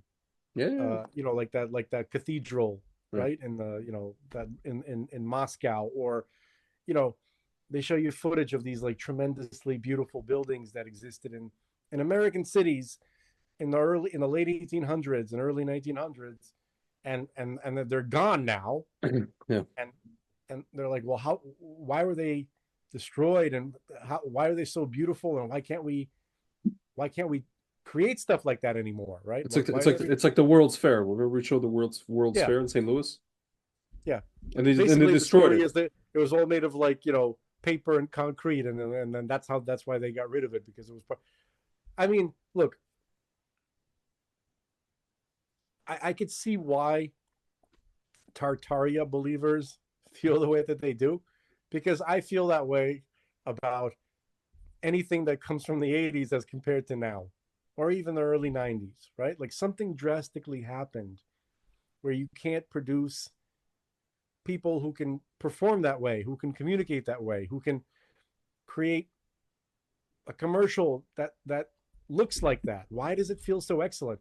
Can we please show Mount Airy Lodge? Oh yeah. We were watching this. And then we'll show, and after that we'll show Milford Plaza. Yes, remember? the Milford Plaza, yes. See, these are the first ones. I'll tell you. My consciousness. These are the first ones that I saw when we came to America. These 1987, this particular one. Very short, but like amazing. I wanted to go to Mount Airy. I used to tell my parents, I'm like, how come we don't go to Mount Airy Lodge? Yeah, why is it? They're like, Greg, it's very expensive. Was it really expensive? It Was it? was a little, it was a little on the pricey side, yeah, for I Poconos never because even got around to even. I don't think. I don't think we well, could even, entertain the possibility of going to Mount Everest. because for us it was like our parents, well, your parents sent you to, like a lot of kids to dacha, with their grandparents. They sent me to like a summer camp, also in the No, we Poconos. we had the Poconos. No, Yeah. my parents actually had a house in the Poconos. Okay. So they're like, so they probably told you, what's the point of go to this lodge? We have our own house. We Because have a look at the lodge. commercial. Our house has always been a Exactly. Yeah. commercial. Look at these girls. Look at this. Here. Look at these people. Now's the perfect time, and the season is just right. You can play all day and dance into the night. At beautiful Mount Airy Lodge, all you have to bring is your love of everything. For reservations, phone 1-800-441-4410. At beautiful Mount Airy Lodge, all you have to bring is your love of everything. Amazing. Basically what they were saying was, look, if you come here, you better be hot and you better know how to perform excellently at everything that you do. You have Yes. to dance Yes. perfectly, Tennis, skiing, tennis, dancing. skiing. You better know how to be a figure skater. Okay. Yes. And you got to bring your A game here. And I think that's why Jews didn't want to go there. I wanted to go there. I also was ready did. to bring my A game. Same. I was like, I told my parents, like, it's like, whatever. Instead we went to a place They were called. intimidated by the awesome pretty people. They were intimidated by the awesome Gentiles. They're intimidated by. That's why Jews went to Pines. You know the place Pines, upstate New York, of Catskills. Bro, that commercial could be easily filmed in Israel now. Like that's what the people. Now, in Israel, yes, What do you in mean Israel. now? No, in Israel, not here. Right. No, so Folks, we Russians yeah. Yeah. No, I was gonna say, yeah, you were saying like Russians are pretty athletic. We're pretty Yeah, we but used we're to- not. yeah. But I think it's the formality of that commercial that intimidated Russians. They're like, Yeah, because we're that's like not, that's not how Russians go to the restaurant. that's not how we roll, bro. We do our own thing. We don't Right, they're open collar, yeah. hairy chest, Yeah. chains, I have to drinking wear wear table. suit on vacation? What is this? Folks, we're joking. Work? None of that is Yeah. true. None of everything is. We're just we're using. We're trying to do shtick here, but that's not true. Yeah. No, but Mount Airy Lodge, it just kind of. I mean, it looked amazing to everyone Yeah. who saw it. Now let's show the Milford Plaza. Dude, I thought Milford Plaza was the best hotel in the world based on these commercials. Yeah, And then I realized it wasn't anything. I realized it was I like thought it was whatever. the Plaza Hotel. I because didn't know when I didn't I know was a what it kid- was. I just thought it was better than anything. And then my parents were like, I remember my mom telling me like, oh, your uncle works at the St. Regis. I'm like, what's that? I'm like, what about the Milford Plaza? It's at the center of it all. The St. Regis is actually in Miami. St. Regis is insane. It's a very high level hotel. Yeah. Dude, St. Regis, my uncle used to work there. St. Regis, I'll tell you this. He was a maitre d' of the St. Regis. He used to have these, these like sheikh guys, the guys from Saudi and UAE come. Yeah. They used to order, because Muslims supposedly can't drink. These guys used to come. They used to order Louis the 13th cognac. They used to order ladies, right? Yeah. And they used to give my uncle every year, like Christmas, a watch, like a Rolex or some kind of crazy watch. And he used to ask them, I don't get it. I thought you guys can't drink. They're like, what happens in the peninsula? What happens outside the peninsula stays outside the peninsula. Yeah. Okay. Yeah, but what they felt probably would fall on deaf ears of like, look, we're the leaders of the worldwide Sufi Gnostic cults. So it's not for us. That's for the little people. Yes. So here, Lullaby of Broadway. Here you go. It's like Atlantis. My favorite time of year. Look at how much this sucks. It's horrible. Here. I'll take you to the lullaby of Stop. Broadway. Yeah. Folks, I should have clarified. The commercial that they forced us to watch before this video that we're trying to watch sucks. Yeah. Now we want, for contrast, understand excellence. Now please continue. Here. Yeah. Come on along, I'll take you to the lullaby of Broadway. Hickory and ballyhoo. The lullaby of Broadway And in the center of it all, is the Milford Plaza. Stay at the Milford Plaza Hotel with cocktail dinner and breakfast for Dude, the actual jingle is 15 seconds long, but it's incredible. Yeah. And then they're just selling you whatever. $43 per person. Discover why we are the lullaby of Broadway. Wait. Milford Plaza is the lullaby of all Broadway. Amazing. I still get goosebumps. Bro. I still feel it. Amazing. Amazing. Okay, why can't we have that excellence anymore? By the way, I have no idea what the Milford Plaza was actually like. Okay, It was all right. It was like a historical, smaller hotel. It still exists. I'm You saying know, it's you- kind of like I've you've never been been inside. No, I've never been. Walk past it. You see that it's not like a huge hotel. You know, that's why they had to sell it because it was a hotel that they wanted people to come to stay close. People who are like coming from outside of New York, who are going for the shows, for the musicals, and they just wanted you to stay close in that area. There's other hotels there. There's like Marriott, this one, the famous ones, the big ones, the chains, but whatever. yeah, folks. One thing I'll share a secret with you, because I remember from my vaudeville days. I'm joking, but I did hear some of these older performers explain why they think things are so much better, at least in entertainment, right? They liked you, the audience. They wanted you to like them desperately. And they really tried hard to please you. They wanted to show you their talent and their excellence. Does that exist anywhere anymore? Like, I don't feel that from anybody. They're just Everything- today they're just preaching at us. They either hate us like they hate us. they hate us or at best they're preaching at us and they're trying to like make us wake up to something that they want us to Yeah. see. I think it was Buddy Hackett. Buddy Hackett would say stuff like, he goes, "I truly, when you're dealing with the audience, you have to say, very grateful for you to come out and to watch me. I can't thank you enough for. I feel honored that you would think of me and come to me for some relief from the difficulties of your life, and please let me entertain you in the best way that I can." Like, that's what people were like. They really cared about the audience. Now the audience ain't shit. It's them. They're the ones who are important, Yeah. not you. Not only that, it's like people always just say, "I'm going to the movies to forget about my problems. I want to go into the movie that I'm watching and forget about my problems and be in the story of whatever that the movies." Now people are going to the movies and they're reminded of their problems. Yeah. They're even granted that movie by Jim Caviezel, what's that movie? Sound of Freedom. He's talking about all the stuff that's going on the border. Caviezel. But like, okay. Azazel. I mean, like, we know what's going on the border. He made the movie just because half the people don't know, because the media doesn't tell them. I want to play a video that I sent Greg. you. Yes, Greg, we're better than Caviezel. I We agree. actually went there. I agree. Nobody watched our movie. Because we are shadow band. Well, check this out. I sent you this video, by the way. This is Robert Zemeckis. Yeah. He directed Back to the Future. He directed a few other movies. Forrest Gump. He directed a lot of stuff that we liked in the 80s and early 90s.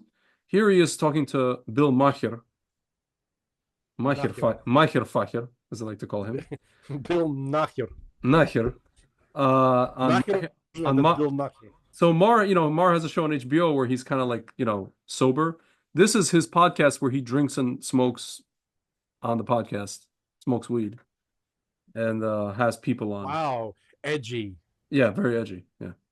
All right, so this is Robert Zemeckis talking about culture, and listen very carefully to what he mentions. I think one of the things that is stagnated is the culture.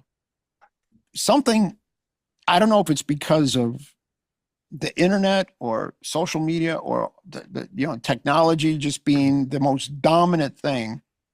But cars look the same. I Yeah. mean, I mean, Pretty much, yeah. music is the same. If somebody Yeah. came back, if somebody walked in, if a kid walked in here from 1994, which is 20 years ago, we wouldn't look twice at him if he came through a time warp. Yeah, it's 30 Why? years. Yeah, 30 years. 30 years. Excuse my math. Yeah. But we wouldn't look twice at him. And why is that, I wonder? I don't know. It's like, because well, I mean, there were things they were doing in 1994. Some of them they brought back, like those really ugly mom jeans. Right. Everything bad comes back. Yeah, maybe. There's only so many things. There was so many. Listen, I'm not going to play the rest of it. I think his point was he's saying that everything stopped in 1994.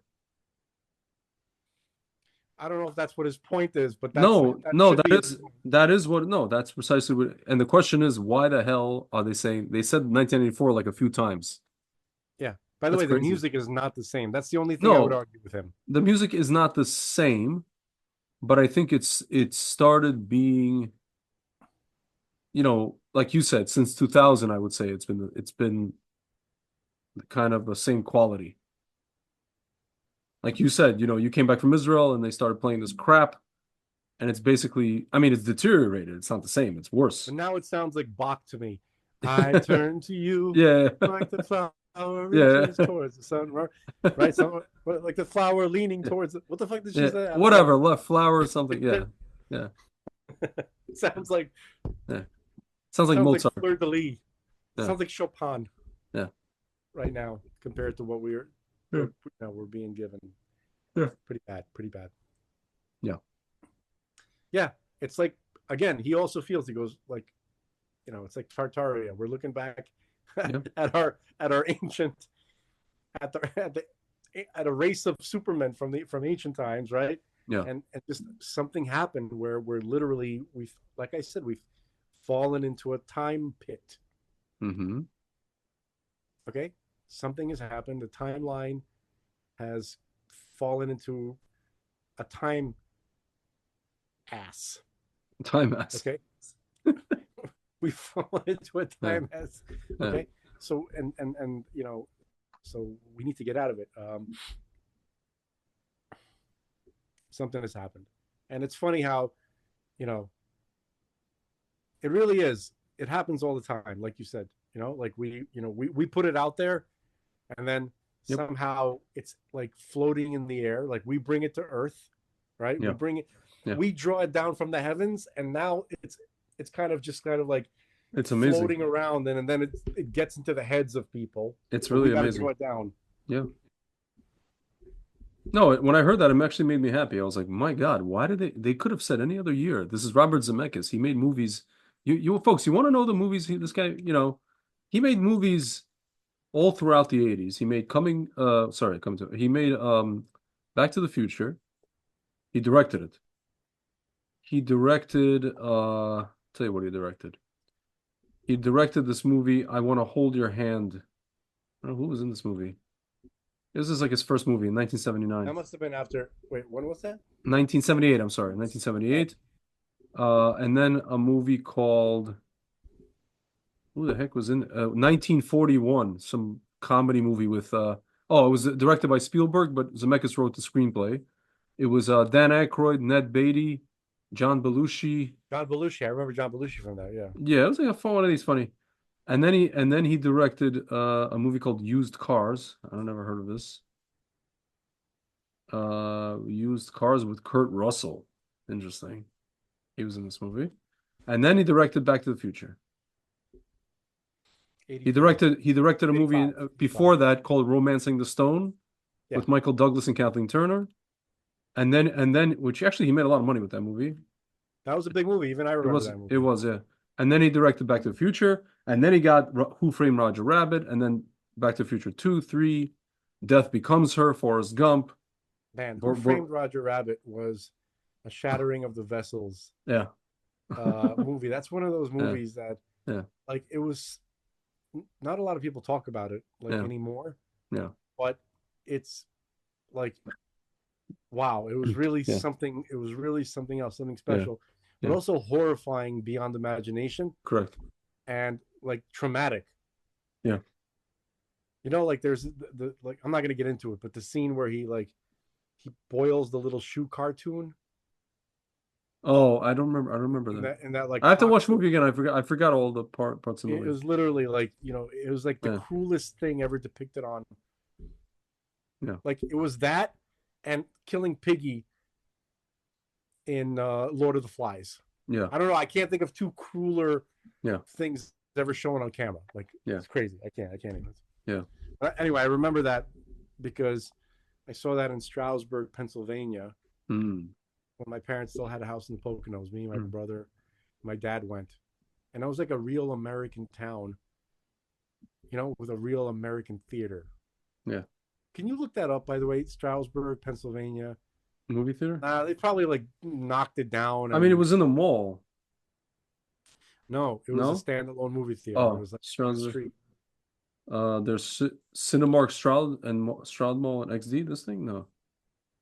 Pocono Cinema. Is that what you're talking about? Could be. Let's see. It was like it had this old school feel to it, you know. It had like Pocono Cinema, and where is this the place? neon signs. It was the most American town Yeah. I've ever Yeah. spent any time in. That and like Yeah, it's the same. Monticello. you Yeah. know? Dude, what I remember, I met Stroudsburg is the first. I think this is it, South Cortlandt Street. The first time I ever had. Remember popcorn chicken in KFC? I don't believe I've ever had that. I had that in East Stroudsburg.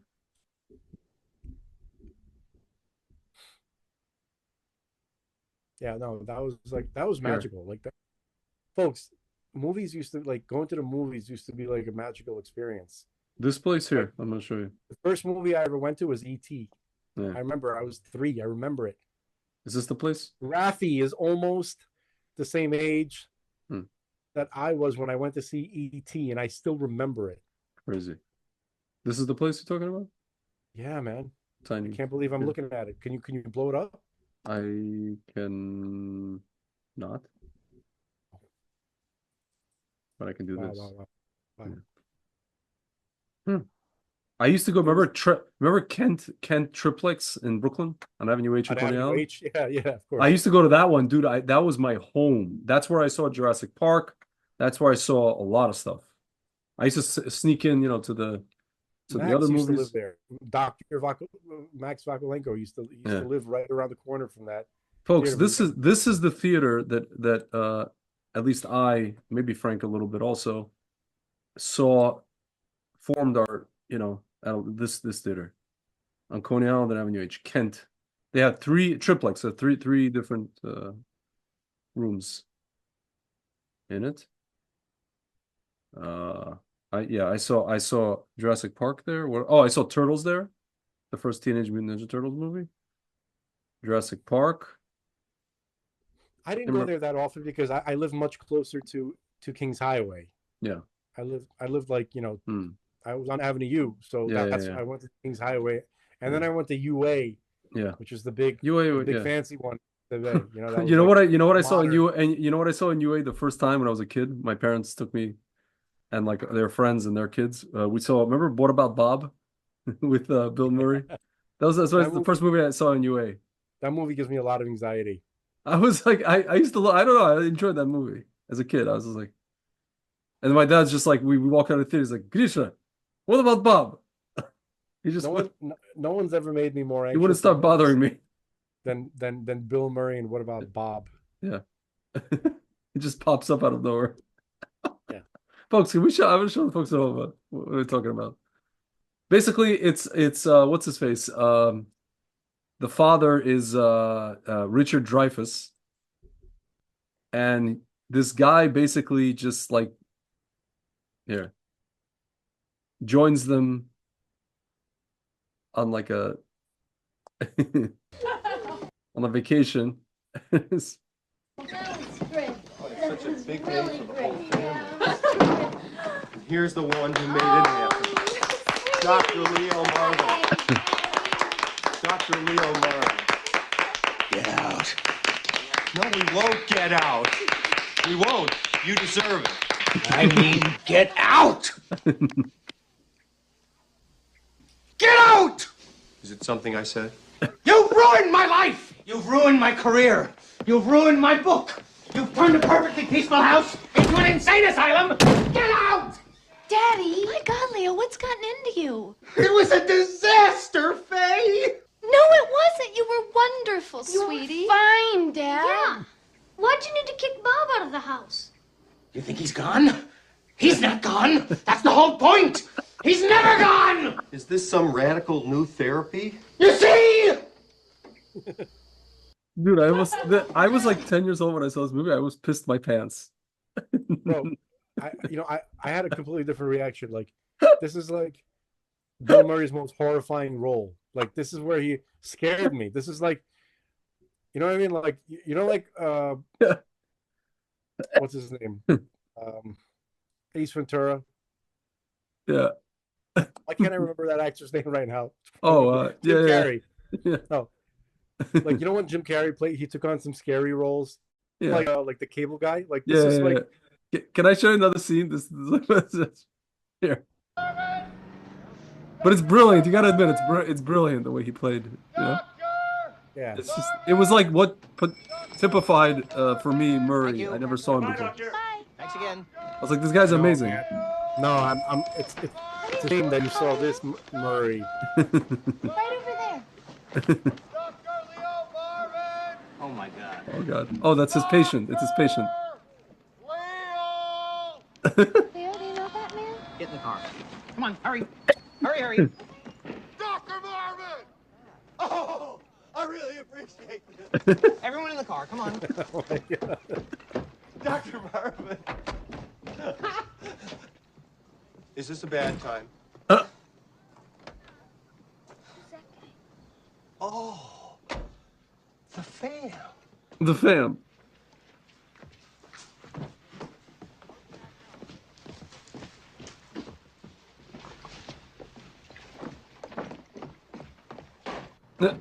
Who's that? I don't know. What are you doing here? I thought you were dead. Oh, no, I told you. Well, I fibbed a little bit, but don't be mad. Bob, your behavior is completely inappropriate.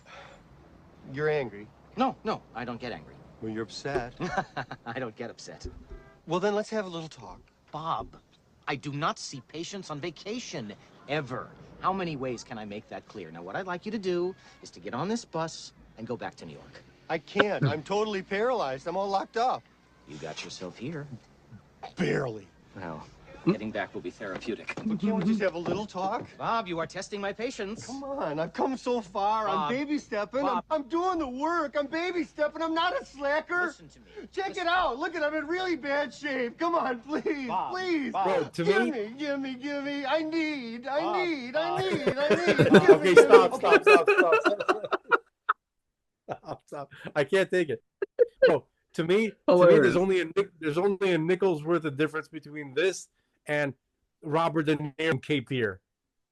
Can you show a scene from Cape Fear where Robert De Niro is interacting with the family of the lawyer? And this will be a perfect segue, my friend, to Aliens, because whatever. Wait, lawyer. Right. This guy, you're going to learn about Lost. 14 years since I held a set of keys. This thing. I don't know. With what's his face? Nick Nolte. Yeah. Basically, he's out of prison. He tracks down the family of this lawyer who didn't get, who didn't help him not go to jail. Yeah. And he interacts with like the daughter, who is Juliette Lewis. Yeah. I've never felt more uncomfortable in my life. Oh, you want to see that sad scene? Sad. It's more terrifying. No, I said you want to see that scene. What do you want me to show? Yeah. Okay.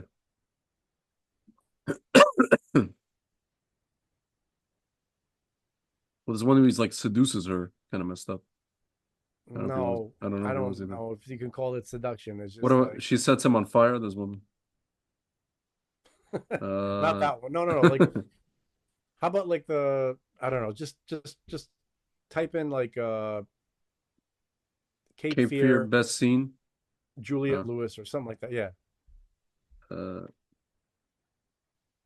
that had to be at least part of the inspiration for What About Bob? Like it had to be. one second. He looks crazy. He looks really scary in that movie. Scary. There. Just do the scene where he's like with Nolte and. Hey. Free as a bird, apparently. You go everywhere you want with whomever. That much freedom could maybe get a fellow into trouble. What do you think? I'd like my keys. Could it be you don't remember me? Oh, yeah, sure. I remember you. You were at the movie house the other night. Oh, I'm disappointed. I'm hurt. I would like my keys. Max Cady. You look the same. Maybe 15 pounds heavier. But they say the average man gains a pound a year till he's about... Oh, come on. Gains a pound a year till he's about 60. Me, I dropped a pound every year in my sentence. Atlanta, 77. You got it, July. 14 years since I held a set of case. Well, you look good, healthy. That was the worst Southern accent I've ever heard, by the way. Well, you wouldn't know about that, would you? Here with me, they stick you with the white trash, and they don't strike a lick of work all day. Back, this little old cigar is my only vice. Because I need a vice in the joint to remind me I was human. So what brings you to New Essex? Oh, the climate. Boy, the South. I'm thinking of settling right down here in New Essex, Counselor. Have you been following me? Well, it's a small town. Everywhere you turn, I guess we're going to run into each other. Well, take care, Mr. Cady. You too. You won't learn, our boss. What?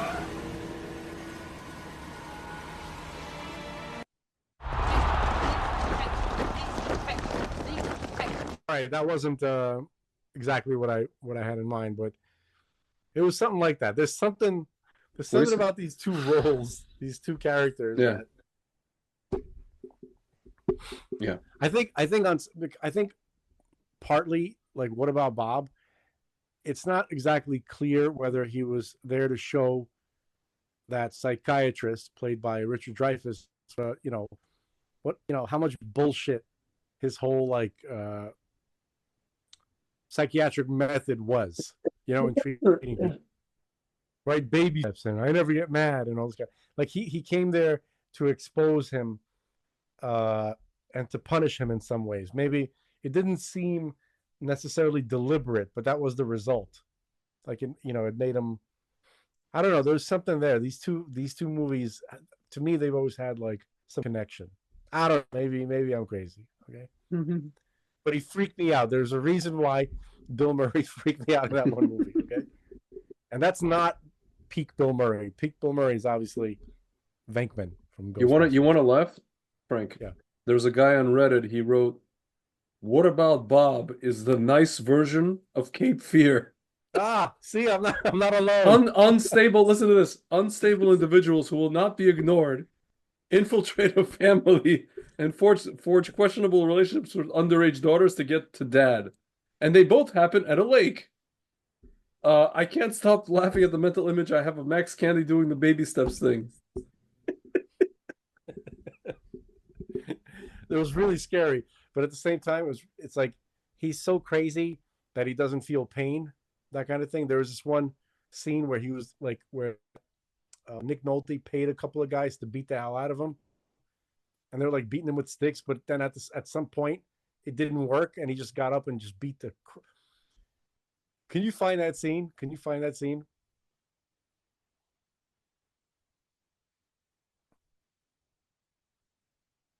And he's like hiding behind like a dumpster or something like that, watching. And he gets really scared when he sees what he does to these two guys, just with his bare hands. Any luck?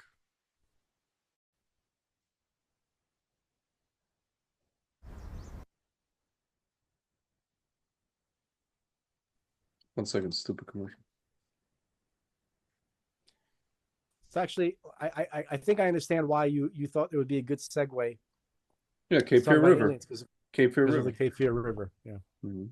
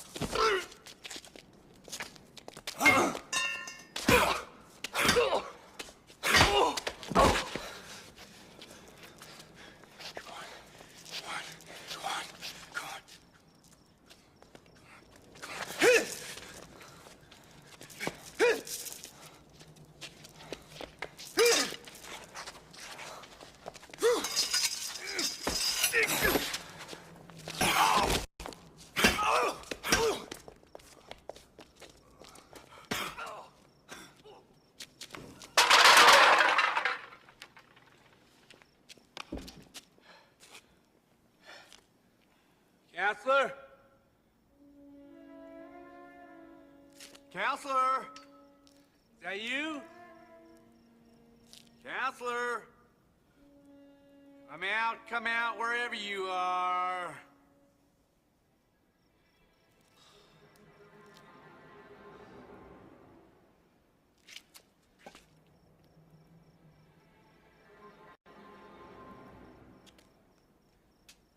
I ain't no white trash piece of shit. I'm better than you all. How can I learn you? How can I read you? I can outthink you, and I can out-philosophize you. And I'm gonna outlast you. You think a couple of whacks to my good old boy Gut's gonna get me down? It's gonna take a hell of a lot more than that, counselor, to prove you're better than me. I am like God, and God like me. I am as large as God. He is as small as I. He cannot above me, nor I beneath him be. Silesius, 17th century.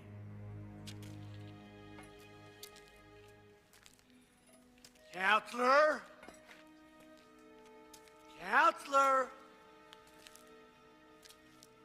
Could you be there? Could you be there?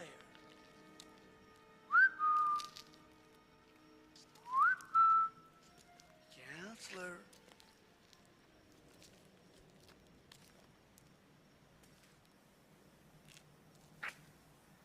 I wonder if you're here.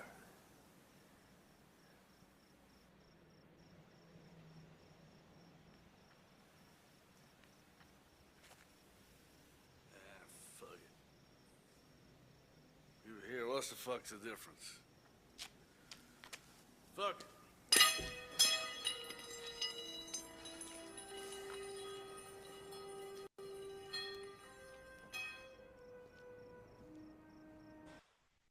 Our man works alone. Alrighty then. I don't know why I brought that scene up. What was my point, Greg? I don't remember. It was creeped you cool out? scene. I don't know. Scary as hell, huh? Mm-hmm. Man, what? But you know what? I never realized how horrible his southern accent was. Like that was just nobody noticed it because he was such a, he was such a successful. He was like such a scary dude. Yeah, they just kind of look past it. Like to me, that's Nero. Like that's the real De Niro. Yeah, he got I think a nomination for an Oscar for this. I think it was nominated for like Best Picture or something like that, or one of those things. Like it got a few nominations, I believe. I think the funniest scene was with him laughing in the movie theater. The reason I laugh at that scene, could you see like you know who directed this movie? Scorsese directed it. I didn't know that. Huh. Yeah, movie theater scene. Let's see. Yeah, smoking and cackling. Yeah, like he was showing something sad and he was like laughing. Okay.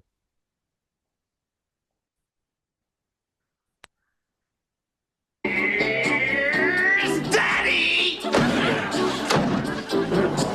Goodbye, Junior! Adios! Hasta luego! Sayonara!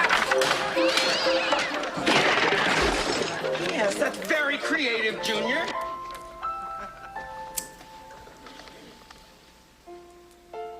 He liked me. This is problem All child. this time he The lighter, actually yeah. Oh, okay. liked me.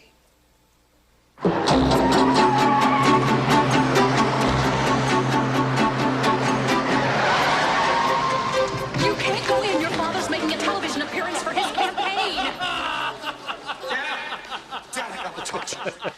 What the hell are you doing here? I'm about to go on the air. Listen, Junior has been kidnapped. 5 minutes, Mr. I need $5,000. Are you Excuse me.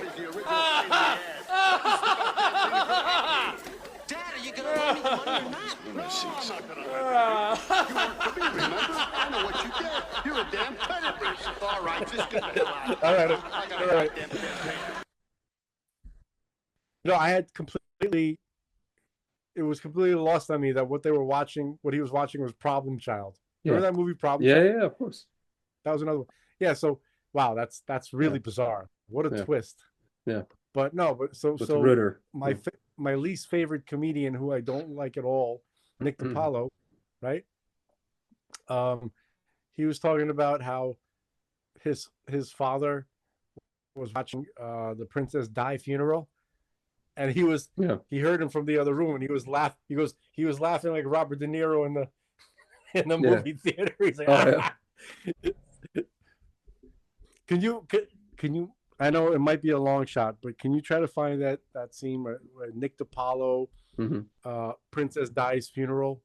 Like, see if somebody might have made a clip, because it's such a good moment in his stand-up routine. Any luck? Any luck? 1 second.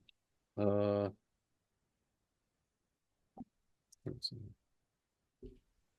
Nick DiPaolo, Disney Boy Princess and Margaret calls in. No. No. Calls woman out for laughing hysterically at dark joke. This thing. Yeah, it might be. Yeah, I think.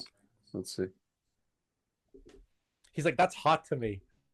He goes, I'm talking about murder, and she's acting like I'm tickling her feet.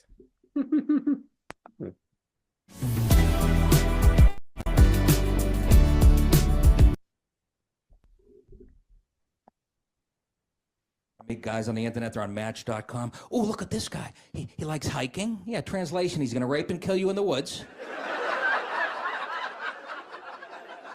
He's into sunsets. He's going to do it after dark. Oh, he's into fashion. Yeah, he's going to make a suit out of your skin and wear around the house for the next 3 weeks. Oh, he likes to cook. Yeah, he's going to make a casserole out of your tits and feet. Have you had the tits and feet casserole? It's delicious, by Rachel Ray recipe. About 30 minutes. Tits and feet. It's one word. It's German. Tits and feet.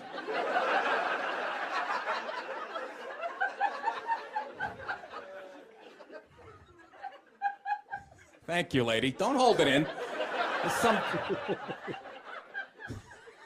Jesus. That's hot to me. I'm doing a joke about a girl being murdered by some guy on the internet. She's giggling like I'm tickling her feet. That is making me hard as a whale's tooth. Keep it up, sweetheart. Holy shit, there's a psycho. I'm staying at the Town Plaza Suites, whatever the fuck they call it. Me and you'll be in the pool, 11 degrees, but seems like you can take it. I see what you fuck.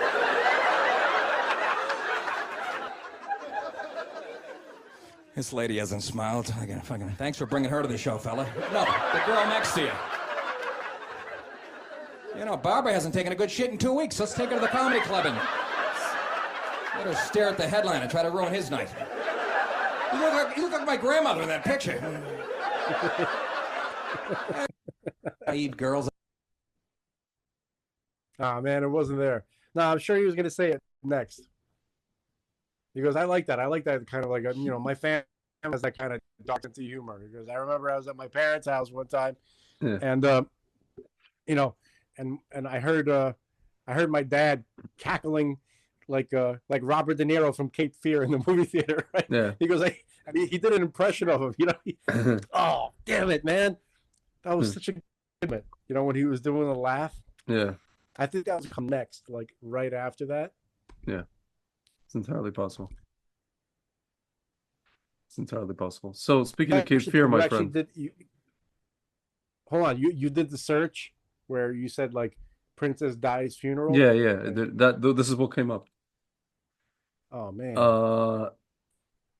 What's interesting? When I looked up if I were to drive from where I am now to where you are, it would take me, the halfway point is North Carolina, and it would take me through Fayetteville. The fastest route would be through Fayetteville. I would have to drive through Fayetteville.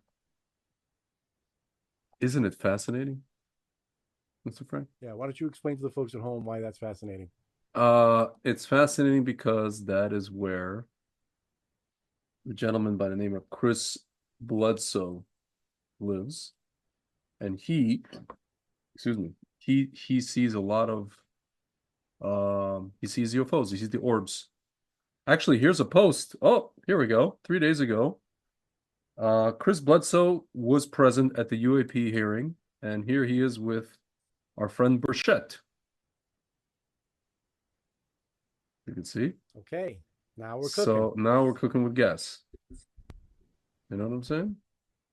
Yeah. For the folks at home, Chris Bledsoe was really screwed over a long time ago by some of these FBI and CIA guys. And I think it also History Channel. They really screwed him over.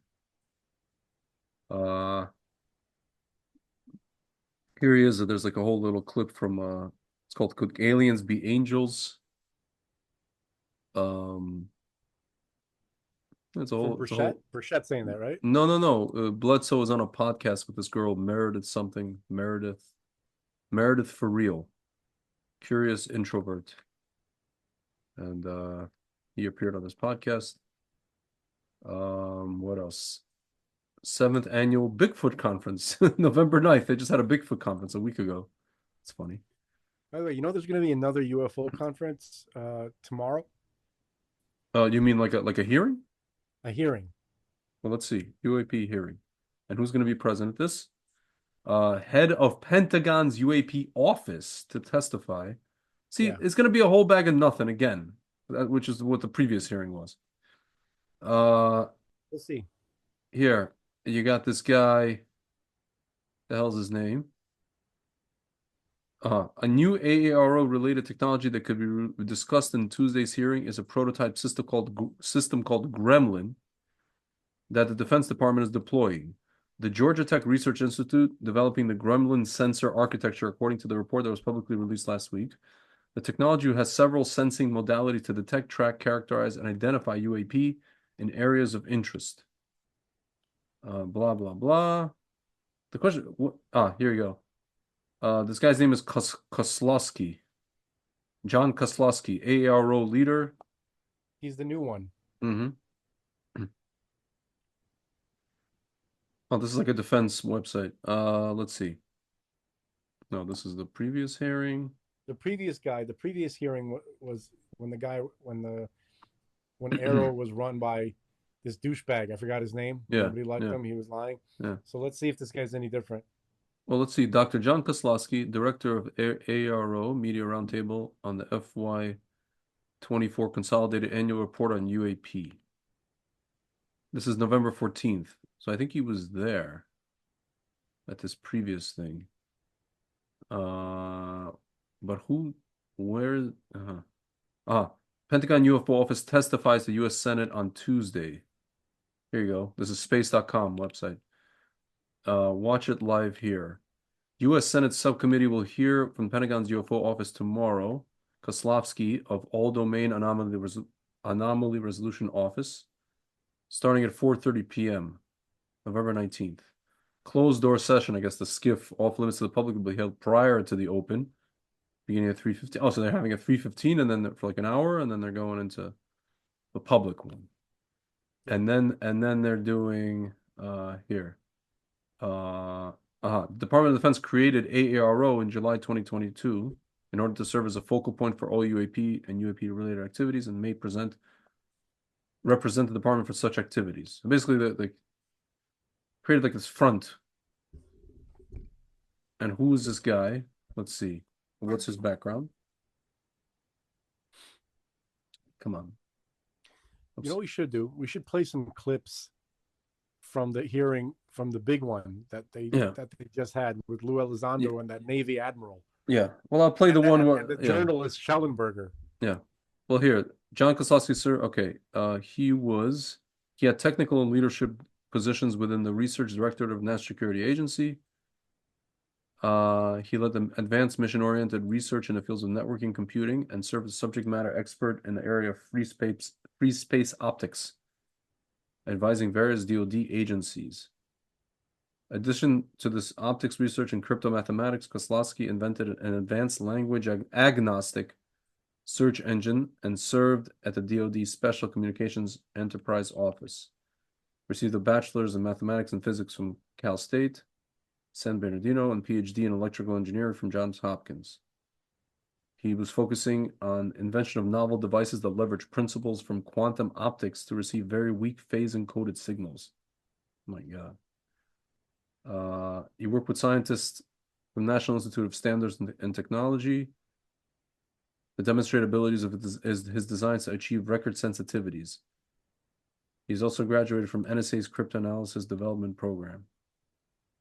Interesting. This guy's basically like serious guy. But you want to see stuff from this recent hearing? Is that what you want? A couple days ago. Yeah. You know, Lou Elizondo, he was Yeah, there. yeah.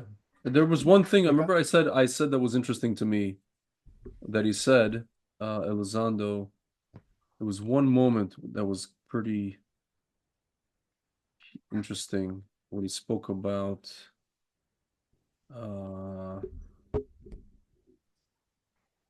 something to do with something. Can you hear me okay? Oh, it was when what's her face? Yeah, Luna was talking to him. You know, what's her name? Oh yeah. Yeah. Oh yeah. Hey now. All right. Here. Anna Paulina Luna. And when she was asked, not to him actually, she was talking to this other guy. And she asked the Navy guy, the other guy. Here.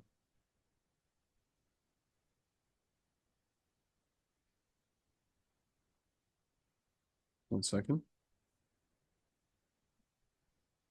Share. Okay. I don't know if it was this one. Recognize Let's Ms. see. Luna for 5 minutes of questioning. Mr. Elizondo, to your knowledge, can you name the country and around time frame that the first back engineered UAP program started? Ma'am, unfortunately, I would not be able to have that conversation in public. Can anyone on the panel name that? I cannot. None of you? Okay. This next question is for Mr. Gallaudet. To your knowledge, have any USOs ever outpaced our submarines? Yes, ma'am. At what magnitude? I don't have the exact speed, but again, a witness came to me, a credible former submarine officer who observed it on sonar data. And this was in the 80s in the North Atlantic during a storm, and it outpaced his submarine by orders of magnitude. Are you aware of any hotspots that currently exist off our shores in North America? Not with sufficiently credible data, ma'am. Okay, we've heard reports of there potentially being hotspots, maybe entry and exit points. Have you heard of any of that? I have it not, ma'am, but my colleague here, Mr. Elizondo, does discuss some USO activity that he's observed in certain DoD databases. Mr. Elizondo, in regards to these aircraft being piloted by whatever they might be, non-human biologics, would you agree that it's likely that they are being piloted by some mind-body connection? Ma'am, I think it is safe to presume here that they are being intelligently controlled because some cases seem to anticipate our maneuvers, and in other cases they seem to, I came across an email where the word stalked was used in a very secure email between Navy officers discussing their ships being pursued by a UAP. In our previous panel, we had Grush, and he had testified to say that some of these were interdimensional beings. Can you speak on that at all? Ma'am, I'm not qualified, certainly as a scientist or otherwise, to speculate points of origin. I looked at everything from a scientific perspective. So if you look at, for example, instantaneous acceleration, which was one of the observables of the program that I belong to, ATIP, the human body can withstand about 9 G-forces for a short period of time before you suffer negative biological consequences, blackouts and ultimately redouts and even death. Comparison, our best technology, the F-16, which is it's an older platform, but one of our most highly maneuverable aircraft, manned aircraft, made by General Dynamics, can perform about 17 or 18 G-forces before you start having structural failure, meaning that the airframe begins to disintegrate while you're flying. The vehicles we're talking about are performing in excess of 1,000, 2,000, 3,000 Gs. So I guess would it be safe to infer that they're living craft? I'm not prepared at this point to state for the record is something alive or not, because even that definition there was a time in science we thought that life required oxygen, and we now know that's not true. There are anaerobic bacteria that thrive in oxygen environments that lack oxygen. And so also same with photosynthesis. When I was in college, I was told everything is derived from photosynthesis as a form of energy. In reality, that's not true. There are things that live off of chemosynthesis. So we're constantly having to reevaluate our understanding of what the definition of life is. Do any of you ever come across reports from people that claim to have firsthand experiences with these entities, whatever they might be, or these aircraft, and then as a result, whether or not they're religious, find that these things will automatically disappear? Anyone, and this is open to any of you on the panel. So just real quick, because I'm running out of time. Lou? Ma'am, I've always been a nuts and bolts kind of guy. When I was at ATIP, I was focusing more on the performance characteristics and less on the potential occupants. Okay, the reason I ask is because it seems like, just based on our conversations, that we've had people that say that there are good and bad of whatever these things are. And so my concern from a national security perspective is A, that true? B, are you guys hearing the reports of that? And C, I think moving forward in regards to technology, Mr. Gold, if you can answer this real quickly, some of these aircraft, it seems that they are operating off of energy that we don't currently have. But just yes or no, in your opinion, if we were able to obtain that, would that impact humanity for the better or negative? Would certainly save us some money on funding on Artemis. Definitely. And this is a national security issue, that if there is such technology out there, we're not the only country that might have access to it. We don't want to be on the wrong end of technological surprise. Okay. Thank you guys for your time. Jina langu ni Asawiti. What? I didn't. There's some part of her question I didn't understand. She said the word religious. Did you hear that? Yeah. I don't understand what. Religious in nature. She was trying to ask him if this is like angels, basically. It'd probably be too hard to find the moment, right, where she said that. This is to Elizondo. She has a question. I think she was asking generally to everyone, but yeah, I mean, he answered it. He ended up being the one responding. We're constantly having to reevaluate our understanding of what the definition of life is. I think it was before this. Justified to say that some of these were interdimensional beings. Can you speak on that at all? Ma'am, I'm not qualified, certainly as a scientist or otherwise, to speculate points of origin. Infer that they're living craft? I'm not prepared at this point to state for the record. See, I know that Forbes released like several like moments. Yeah. Highlights. You want to play another one? I have to find it. Let's see. It's from 5 days ago because they keep releasing Michael Gold. By the way, do you know who he is? Yeah, he was kind of like a little kind of animated character. I don't know. He's very like a upbeat kind of one of these corny characters. He was a little bit corny, right? But Yeah. but basically who he is he was a NASA administrator. Interesting. Former NASA administrator. Interesting. Yeah, hold on. So let's see. NASA Associate Administrator of Space Policy. Space Policy. The hell's that? Here, let me be clear. UAPs are real. Lozano tells Congress. Mace, Nancy Mace. Here, this is another interesting. Here, Burchett. This was her. She was the head of the. Yeah. Let's see what she says. I will now recognize myself for 5 minutes of questioning. I have a lot of questions and I have a lot of witnesses. So I would just ask if it's yes or no to please just tell me yes or no. If it requires more than that, be very succinct because I would like to go down the line and ask as many questions as possible. So for the Admiral this morning first, former DoD official Chris Mellon reached out to you about satellite imagery from 2017 that depicts a UAP. What were the dates in 2017 when this occurred? I can't share with you the details, ma'am, but I can do it in a closed setting, and I can also tell you the agency that wrote a report on it. Okay, so who has the imagery? I can tell you that in a closed setting. Can you describe what was depicted in the satellite imagery? Just a description. It was a UAP, ma'am. That's it? No other description? The The term that the analysts used, they called it the button. It was a disc-shaped object. Okay, where was it? I can't tell you that, ma'am. Okay.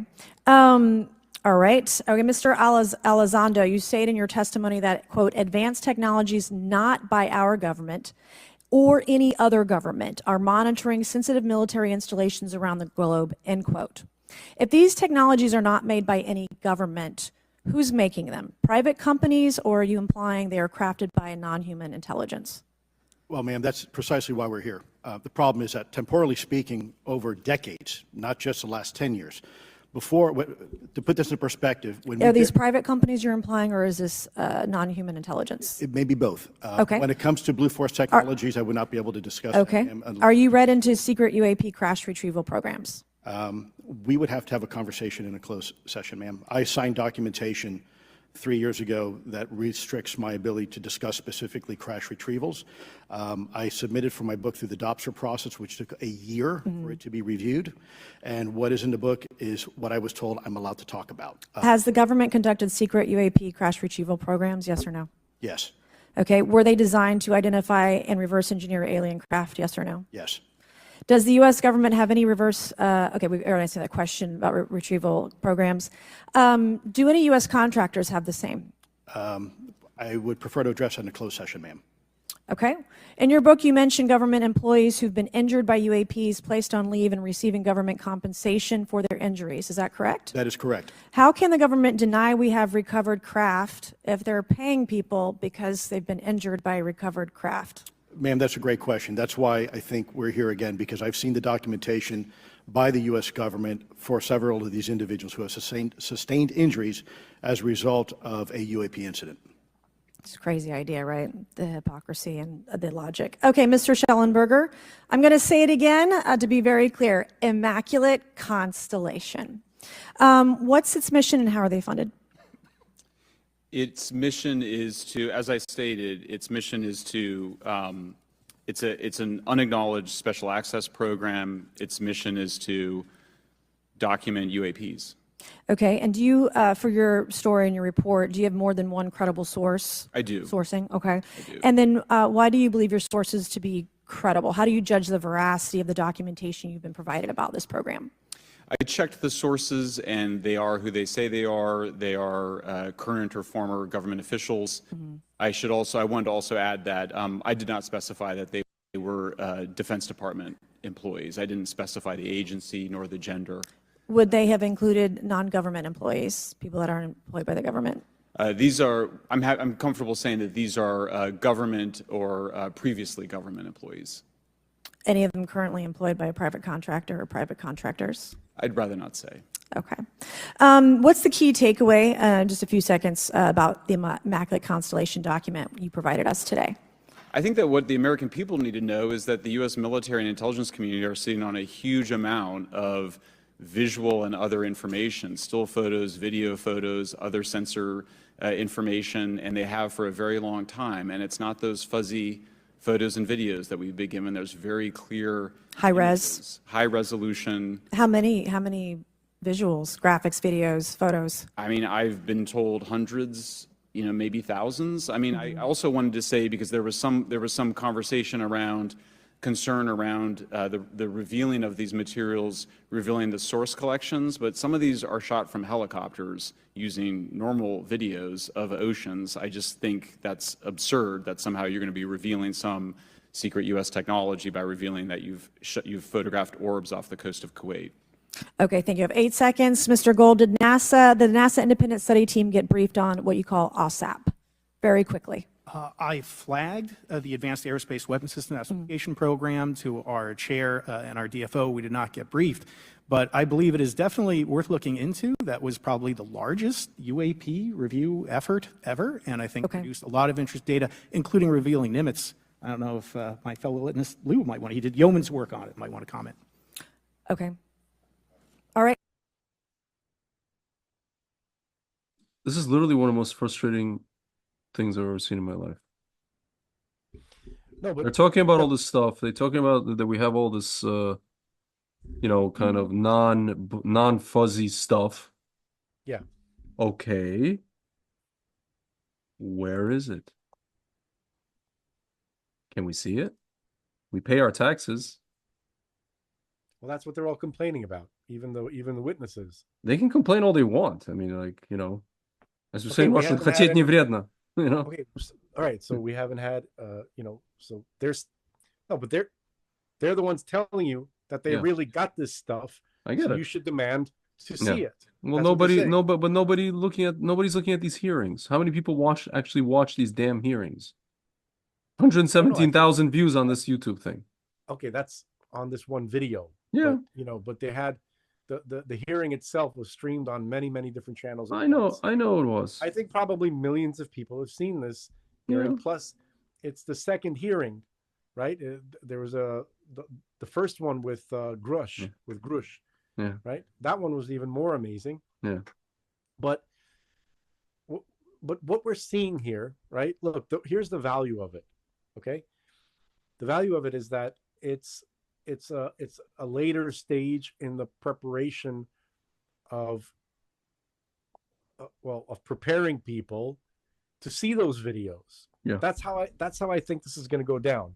You have these like multiple hearings, right?